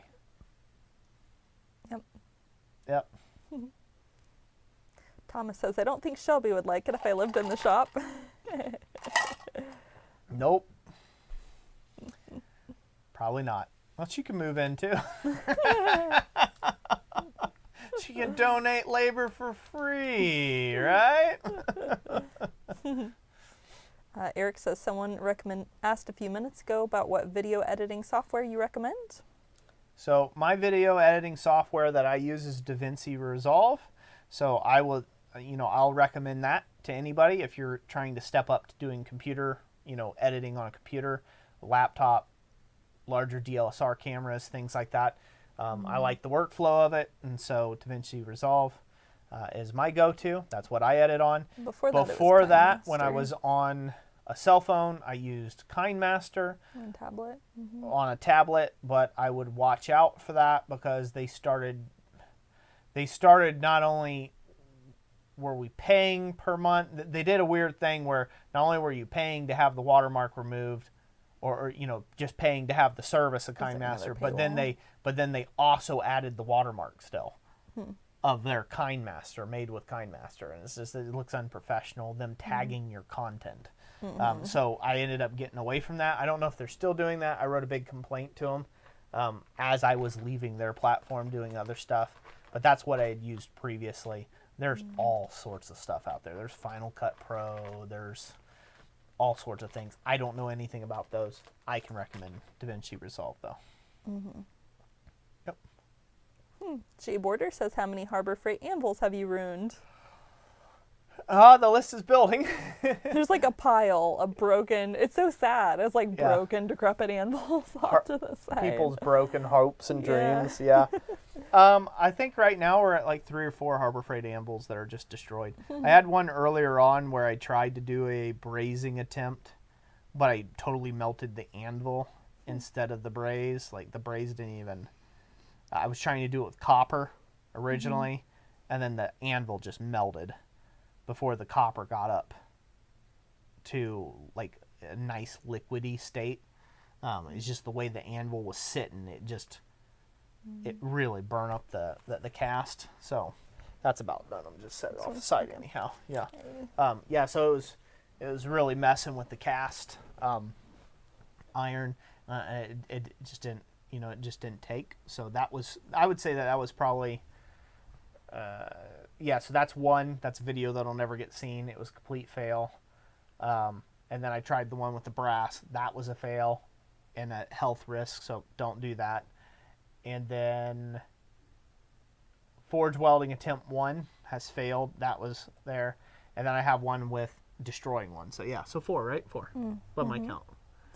Yep, 4 broken ones sitting up there.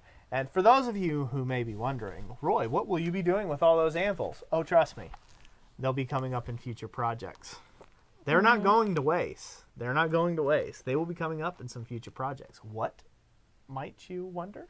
You'll just have to wait and see and watch the videos when they come out. That's right. Click on my clickbaity titles. You hear me? Click them. That's right. You're being warned well in advance, so you're good and ready to watch the video. Yeah, you're being warned well in advance on that. So, another good point to, take and talk about this as well, while we're sitting here. I would like everybody to know, anybody who's watching this, and how many people are watching me right now on this channel, on here, but there's a good host of people out there. If you see comments come up like, what's the point, or, for all my regulars out there, right, please spread the word why it is I'm doing the testing that I'm doing. And if you don't know, let me explain it to you. Anybody who's new here to the channel. I am putting my money where other people's mouths are, right? So guys will say, oh, Harbor Freight Anvil, I whacked it with one hammer blow and the whole thing shattered like glass. Nonsense. Absolute nonsense. It didn't shatter like a piece of, I just, show me the proof. They don't. Well, I didn't take a picture. I swept it all up and threw it in a box in the trash. You didn't take pictures. You didn't return to the store. Right? Okay, let's be logical here. It didn't happen, right? So I'm putting things through the testing, spending money, so you don't have to, so you know what it is. Now that means I'm going to destroy some things that are going to make you cringe. Because I'm putting them through the ringer, putting them through the test. And any company that wants to say, hey, my stuff is amazing and so much better, put your money where your mouth is, send me something, I'll test it. I'll put it through the ringer. We'll find out. Because I am interested in facts. I'm not interested in giving beginners lip service about stuff. And thank you so much. Mary Huthner, yep. Thank you so much for the $49.99 super sticker. That is amazing. Awesome. Thank you so much. You are awesome. God bless you. Here we give that a round of applause. So that is what this whole series is. It's clickbaity. I know. I don't care. It's attractive. You click on it. It's your fault. You feed YouTube your nonsense by clicking on stupid cat videos and girls twerking out there. That's not my problem. I'm going to create an attractive thumbnail that you are going to click on. And the difference between an attractive, enticing thumbnail and a clickbait thumbnail is that I deliver on the promise in the thumbnail. So that's the difference between enticing you to click and just clickbaiting you into something. Like if you clicked in looking for me destroying an anvil and I'm in here underwater basket weaving, that's incorrect, right? Now I've clickbaited you into something completely different. So go to bed, Roy, before your pills wear out. Yeah. So cat's twerking. That's so bad. So again, don't blame me. Blame yourself and your own little chubby fat fingers that you touch your phone screen with and what you click on, because that's why you do it. So I'm going to put enticing thumbnails in front of them so I can get as much views and people out there and get the information spread around as much as possible, and YouTube doesn't lock it down into the bottom of the basement. It goes to the bottom of the bay unless it gets enough traction. So there will still be continuing videos like that. There will still be forging videos. I've got plenty of forging videos filmed already. It's just they take so much longer to edit right now because I'm trying to up the level of quality on them. So those will still be coming out. But that is the whole goal. I'm putting my money where other people's mouths are. They say, oh, Harbor Freight ain't no good. Okay, well, we're going to test Harbor Freight until I can't test it no more, until they're just either the greatest anvil on the face of the earth and they make a change, or they're the most detestable thing on the earth and they'll never change. And that's fine. That's what I will keep on doing. Same thing, like the Achaio anvils. We're doing one where we try to break the Achaio anvil. It's going to make a lot of people cringe. People are like, that's a perfectly good anvil. I can already hear it right now. I've been at this game long enough. That's a perfectly good anvil that you're ruining, that some beginner could have had. And I gave away a dozen anvils last year. So, wah. Right? Like, and I'll continue to give away anvils, okay? So, so hold on tight.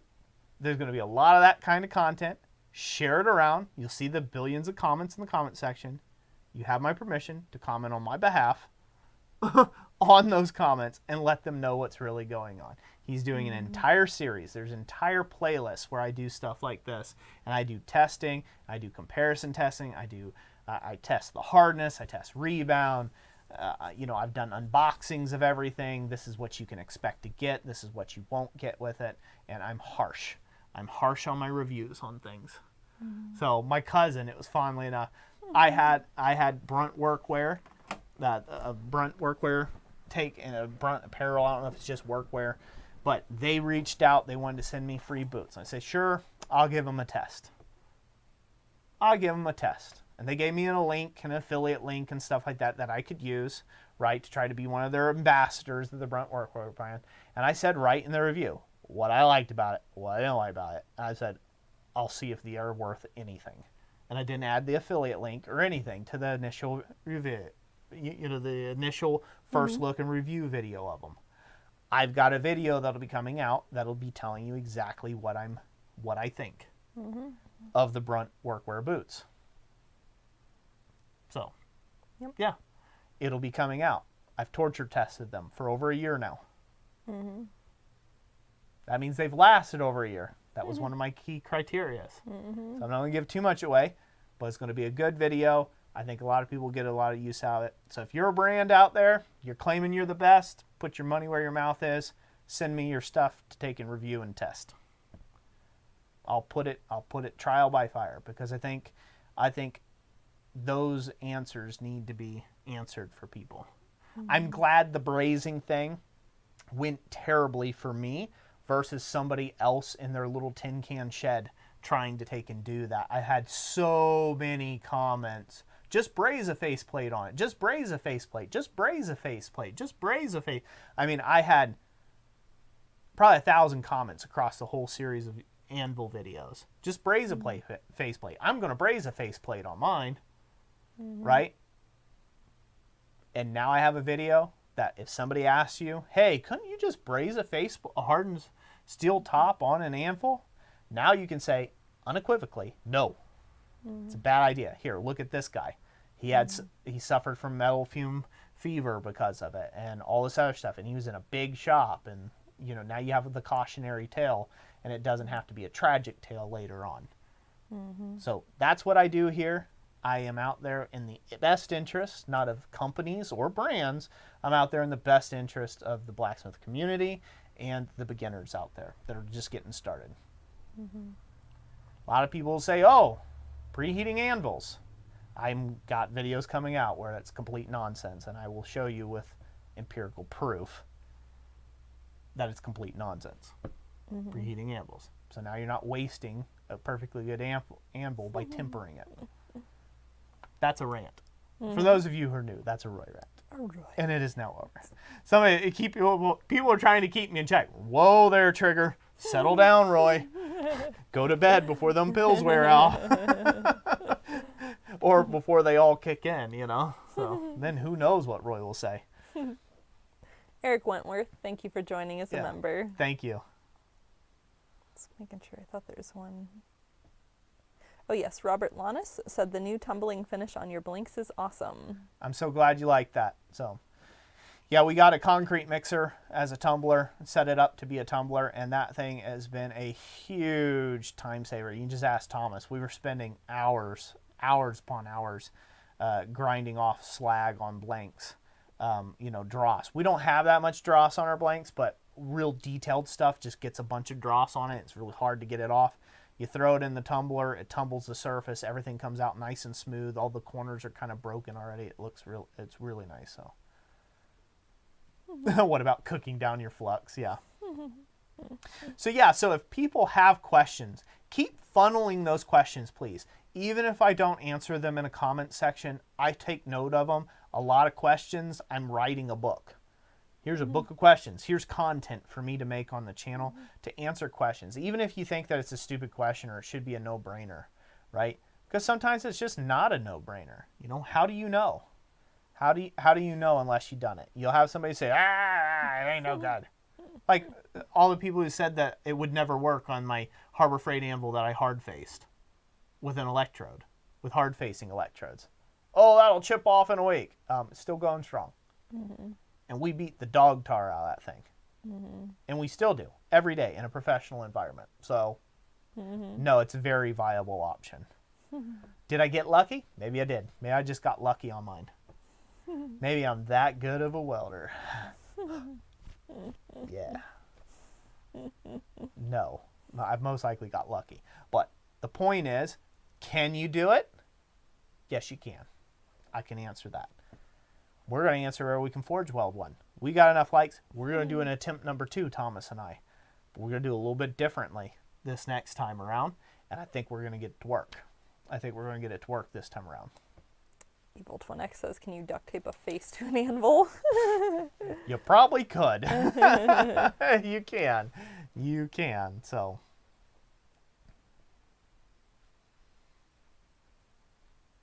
Yeah. So it is good. So it is good to take and have that kind of testing out there to answer those questions. If you are in a blacksmith group, if you're on online forums and somebody has those questions, now you have a video you can point them to. You say, here, Roy's answered this. There you go. Out in detail. Is that right? Yep. So you'll have people every way to send. I've got a big one that I have to film, and it's on Flux. I have to do one on Flux. Just the various claims from different manufacturers or Flux are just bogus. Is just what it is. It's not magical pixie paste. I could sell you on that myself and make $1 million in Flux, selling newbies that this is the only way, and it's all nonsense. It's all nonsense. It's all marketing. Oh, this is the best Flux to use, and it's the only way, and this is what all the professionals are, and yada, yada, yada, yada, yada, yada. It's all nonsense. It's all nonsense. So, I have a whole video on that coming very soon. It'll be a rant video, but it'll be very well done, and it will have empirical evidence to back it up. I will be showing you video proof of my results. So, it's coming. Coming soon.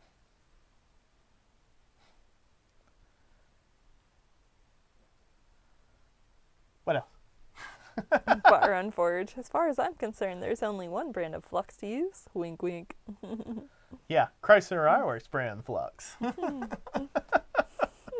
It's a non-existent Flux. That's the greatest part about it. Oh. Oh. Yeah, there you go, Nicholas. It said, do you preheat your ice pack so it doesn't crack? I did not. So I'm being real careful with it right now. See, I'm keeping it warm with its little blankie here. Okay? Because we won't want it to shatter, just by looking at it.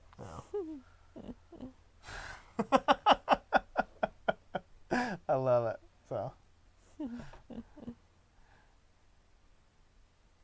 Yeah, people still need one of those stickers. Yeah, it was a great marketing ploy.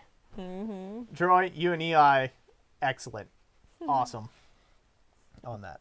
Looks like the camera is going to die on us up there, so I'm going to have to swap a battery before we do the thing. So you should still be able to hear us. Will they be able to hear us? Yeah, I'll just change to a different screen or something. Change to a different screen while I get up and try to change a battery on the camera. Do you want me to take care of it, hon? Nope, I'll get it. Okay. Bob B says only a dad would say blankie. Please excuse the old man grunts and groans. We can take your mic off if we need to. They can just hear me breathe. All creepy like. Yeah, all creepy like. Plus you're not in the screens. Because I'm not creepy. And just giving them something to haunt their nightmares. I wonder if it'll come back. I might have to wait for it to die completely, huh? You should be able to just switch it off and. Think you'll be able to do it? Switch it off? Yep, you guys will have to tell me if you should still, they should still hear me. Okay. I'm switching the screen. All right, I'm shutting off the camera feed there. Okay. We'll give them a play-by-play. Yes. What you aren't seeing is I'm loosening the tripod mount. Now I'm sliding the camera off the tripod so I can access the battery door from underneath. The battery door is open. The old battery's out. What do they call that? That's like the We're just so low budget right now.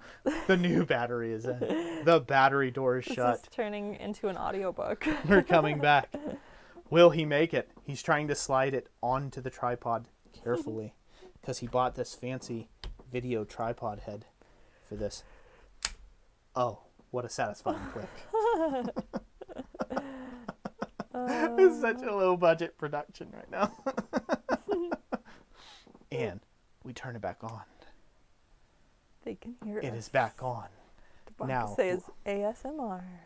Let me focus on Jessica's face. Pull focus. Oh, okay, I still have it on Rack the it to your screen. face. She is focused in now. We are focused. The chupacabra can Boom. successfully not see you, Roy. Now, how's that work? And what is the offending device, you may ask? This! Ow. I did that with the bad arm. Oh no! Ouch. This is the offending battery. You get a little carried away, don't you?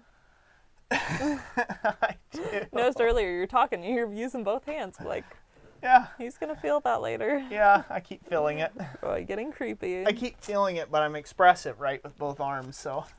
That is why you don't want to have Roy do a 8-hour stream, because it'll get crazy. Yeah, 8-hour stream. You never know what I'll say. I'll have to delete the stream afterwards because Right. who knows what I'll say, man. Mm-hmm.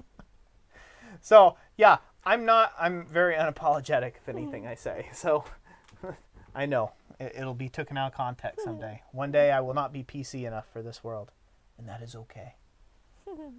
Because I'm strong in that.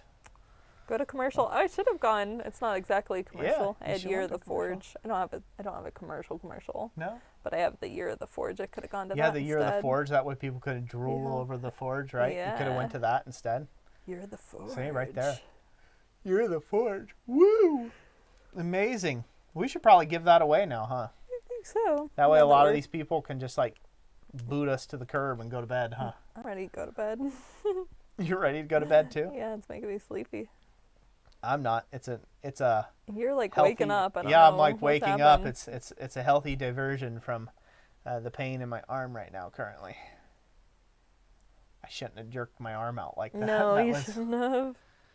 Do you need a fresh ice pack? I can uncomfortable. get you one. No, it's fine. It's Okay. fine. We're gonna be getting off here eventually. Eventually. yeah, that's right. Richard, and don't worry, Google/YouTube will cancel your channel once you hit the arbitrary limit. Yeah, I'm sure they will. That's okay. It's fine. It's fine. I'll just creep back in some other way. Creep. Yeah, creep. Back in. I'll just creep. Just slither.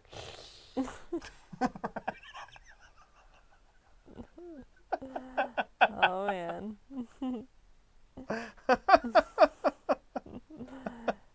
I think you're a little loopy. I think you're right. Just show up in the cracks of YouTube. There I am. They'll have to whack that head off again.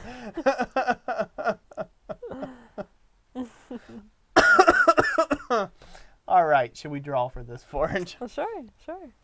I'm out of options here. Okay.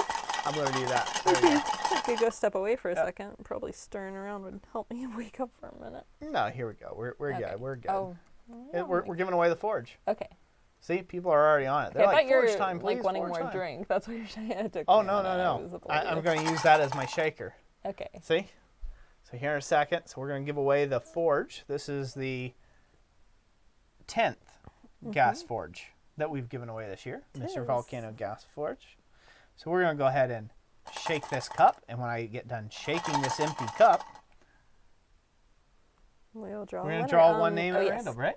Yes. It's open to U.S., Canada, Australia, and U.K.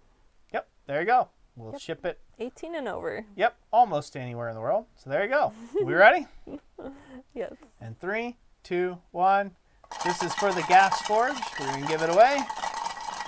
The number 10 of the year of the forge. Ain't that right, Jess? That's right.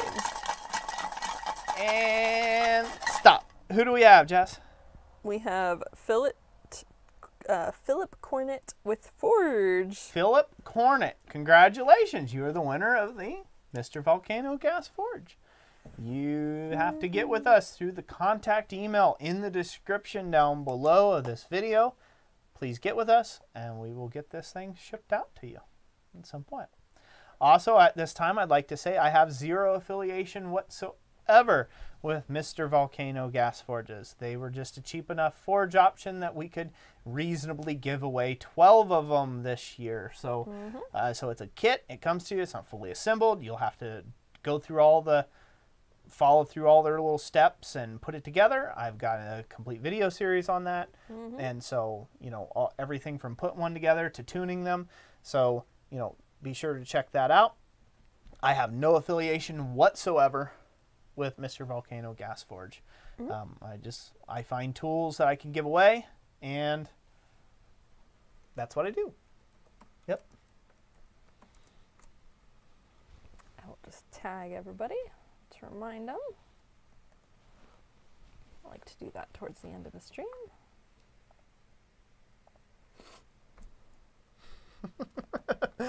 Fingers. I love how Roy was shaking his empty cup. Yep, the empty cup.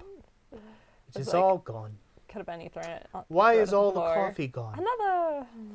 Yeah, I should have slammed it down. Another.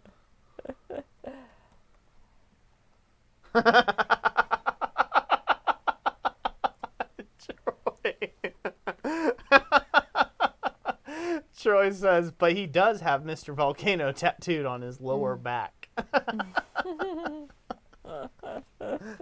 They would have to pay me a lot of money to have that happen. And I do mean a lot of money. More than the kilt fund. Yep, and I also have a double burner vid made. Thanks to yours truly, Thomas Goodymoot. Oh. Uh-oh. Ooh. I just popped his bag. Ew. I'm gooey. I did notice I had a little gel on my hands earlier. I'm like, where did that come from? Making messes. I was like, I hope that's not from my elbow. That's squirting out. It's deflating. This ice pack, I'll go throw that away. my real big quick. manly arms. That's what it is. All that raw muscle. Pop that ice pack. Yuck. It gooed me. It gooed me, Jess. Did indeed. Oh. I have no clue where this channel's going, but it's nowhere good right now. That was a sign. It was just a sign.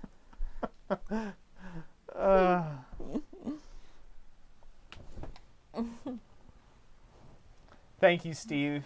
See, God bless you as well. Yeah. Oh well, the Gooey Roy, the nougaty center, the blacksmith community. I'm proving it. All my nougatiness is training out. You'll just be an empty shell. Yeah. Anyways, so before Jessica goes to her poem and we call her quits for the evening, I want to update people, talk about some cool stuff. You expect from the channel. So I've got a lot of cool videos coming up.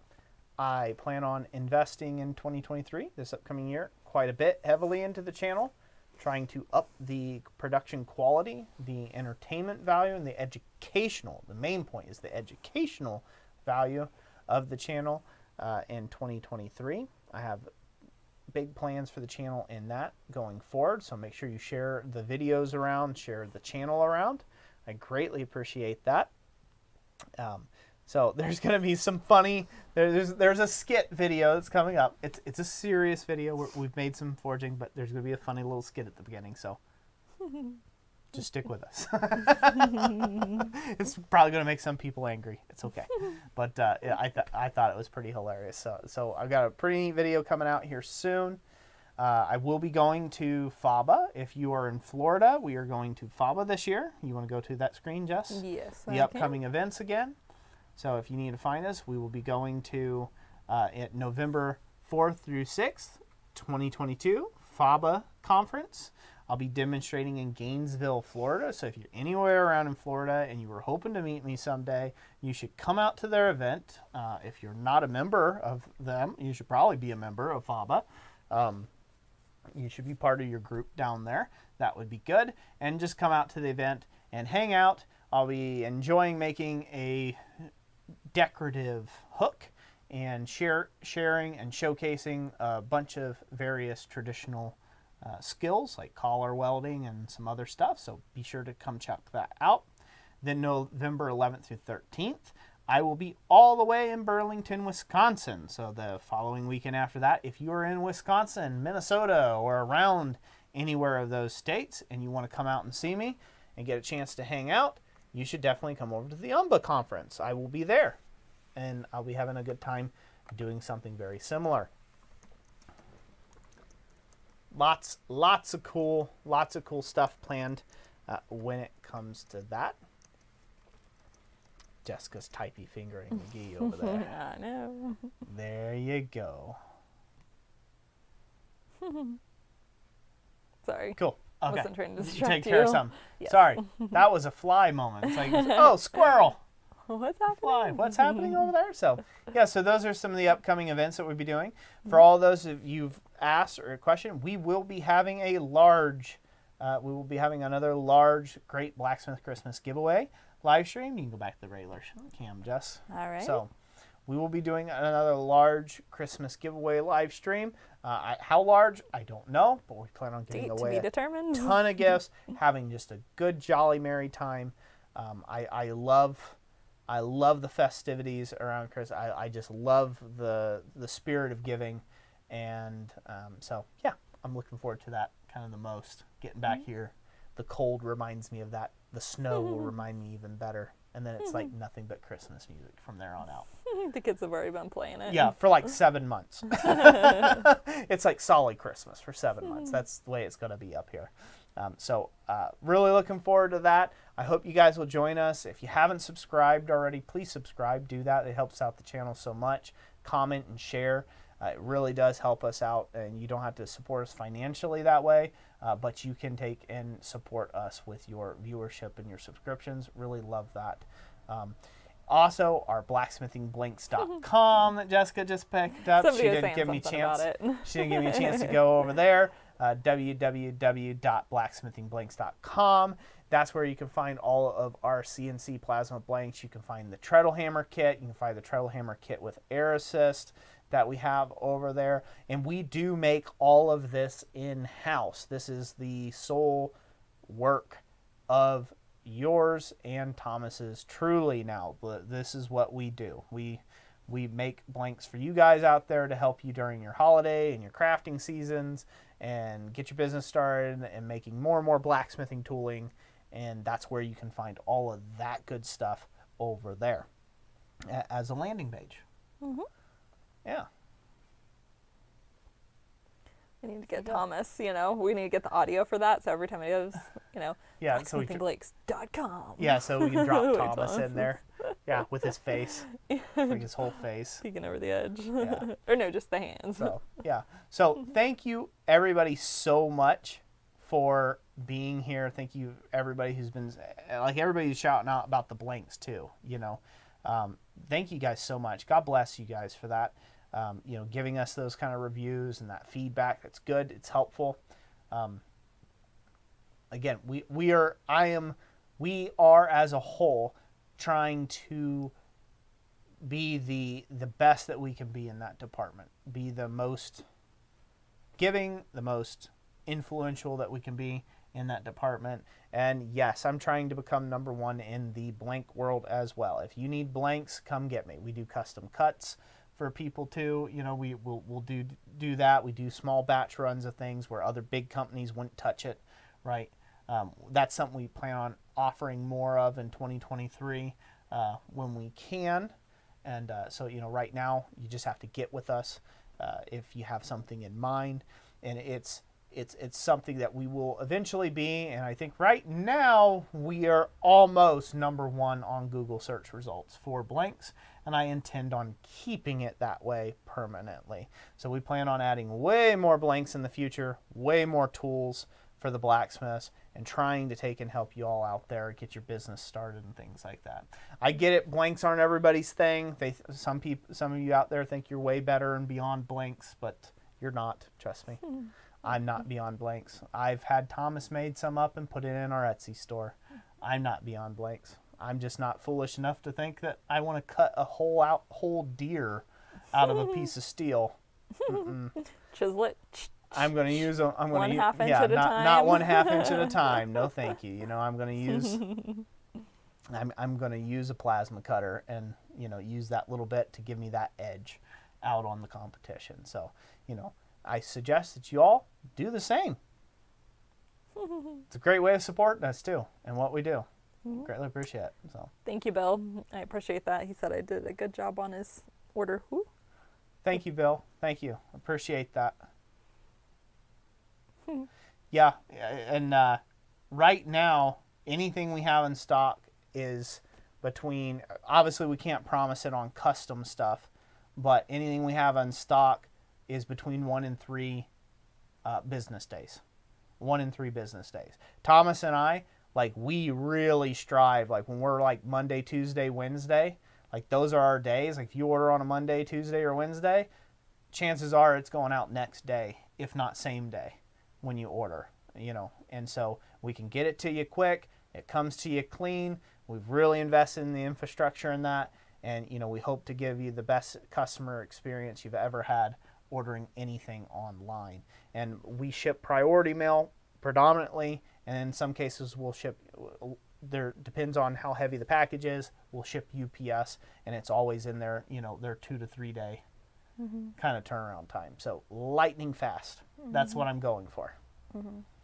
Going for lightning fast, because who likes to wait on something? It's hey, I got this craft fair in a week or two. Oh well, can't order blanks because I'll probably never get them in time. Order from us, you'll get them in time. Yeah, we faced that when we used to order from other companies, and it was Yep. barely got to you just in time to do something with it, the day before the event. Yep. So for anybody who wants to know how to order blanks, you just go over to our website. Go there, Jess. www.blacksmithingblanks.com. You put the blanks in your cart, just like an Amazon cart or anything else. You put it in your cart and checkout. Go to checkout, put in whatever your favorite form of payment is, and then we get them shipped out to you. If it's on a weekend, I don't work Sundays, Thomas don't work Sundays, and our posts close super early on Saturdays, so it may not go out until the following Monday. But if you order on a weekend, most likely it'll be gone first thing Monday morning. It'll be out the door and to you within 3 to 5 business days minimum. So yeah, we're good at what we do with that. I will brag. I'm going to spend a little bit of time. Jessica and I, we have been doing online sales for years upon years. We did it before it was a profession, the blacksmithing side of it. We did it back in the eBay days, back before everybody does it on eBay. We flipped stuff on eBay. We'd go to state before sales. They had the cell phone app. Yeah. Old school. Yeah, taking we did pictures old on school. the digital camera and uploading them to the computer. Yep, we did it the old school way before they even had the smartphones to do it. So, or an app for it. We'd go out, we'd find good deals that looked like a good deal, we'd buy them cheap, we'd turn around, put a markup on them and sell them on eBay, and and that's where we cut our teeth. And so with that being said, that's what you're getting with us. You're getting excellent customer service, speedy turnaround times, and an excellent product that you can put right to work and start building your business off of. And we really hope you do that. And I've said this, and you can ask Thomas, you can verify with Jess, you can talk to anybody. And I will tell you this right now, I'm not interested in a one and done sale. I'm interested in becoming a lifetime customer. Somebody who says, hey, I can count on Roy and Jess and Thomas. And I can count on Christ Center Ironworks to literally be there for me when I need them. Like, that's what I want. You know, I want to be supporting people in this blacksmithing industry that I love so much for many, many decades to come. Even long after my body can't do it anymore. Maybe I can't demonstrate someday. You know, maybe I have a horrible accident like we had today, you know, and I can't demonstrate in that way. I can still be a valuable part of the blacksmithing community for decades and decades to come. So that is the hope. That's the goal. That's what we're building. And I hope you guys will help us build it and be there with us. And so excited for the future, what has to come. Yeah, for sure. Especially when I release the press. When I release the press design, I think that's going to be a huge game changer. Yep. I like changing the industry. I do. With genius. Genius. Bragging on myself now. We should shut up before my narcissism comes out to a head, huh? That's the layer of cake we're in right now. Yeah, that's the layer we're cake, and Roy has divulged now into his own grandiose mindset of himself. That's the icing between the layers, you know. Sweet. I'm starting like a black hole. I'm starting to implode in on myself. It's all about me. It's all about me, people. Have you not figured it out yet? It's all me. Oh, anywho, I'm going to regret the whole last 10 minutes of this, ain't I? I don't know. You might have to go back a little further than the last 10. Oh, really? It's that bad? No, it's just too funny. There's some funny jokes about 2 hours in. Oh, I'm sure there's probably some of those, huh? So, thank you all for the help, for the speedy recoveries. I greatly appreciate that. I'm going to go put a heat pad on it, and I'm going to saw it off for the night. Jessica. Yes. I turn it over to your more than capable clicky fingers and digits. Clicky fingers McGee.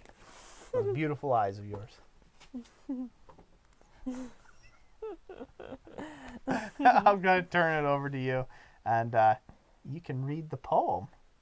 I like this, by the way. I like the poem. I like hanging out and chatting with you guys. I do. I love it. So I like this portion of it. Yeah? Yep. Can depend on it to be at the end. I think I started it last Christmas. Yep, started last Christmas. Nearly a year. And it's just really good to go. So, all right. I'm going to shut up. Thank you guys so much. God bless every last one of you out there in your shops, in your lives this weekend and this week. And I greatly appreciate you all. Now over to Jess. All right. This poem is called Little Things, and it is by Julia Fletcher Carney. Little drops of water, little grains of sand, make the mighty ocean and the pleasant land. So the little moments, humble they may be, make the mighty ages of eternity. So our little errors lead the soul away from the path of virtue, far in sin to stray.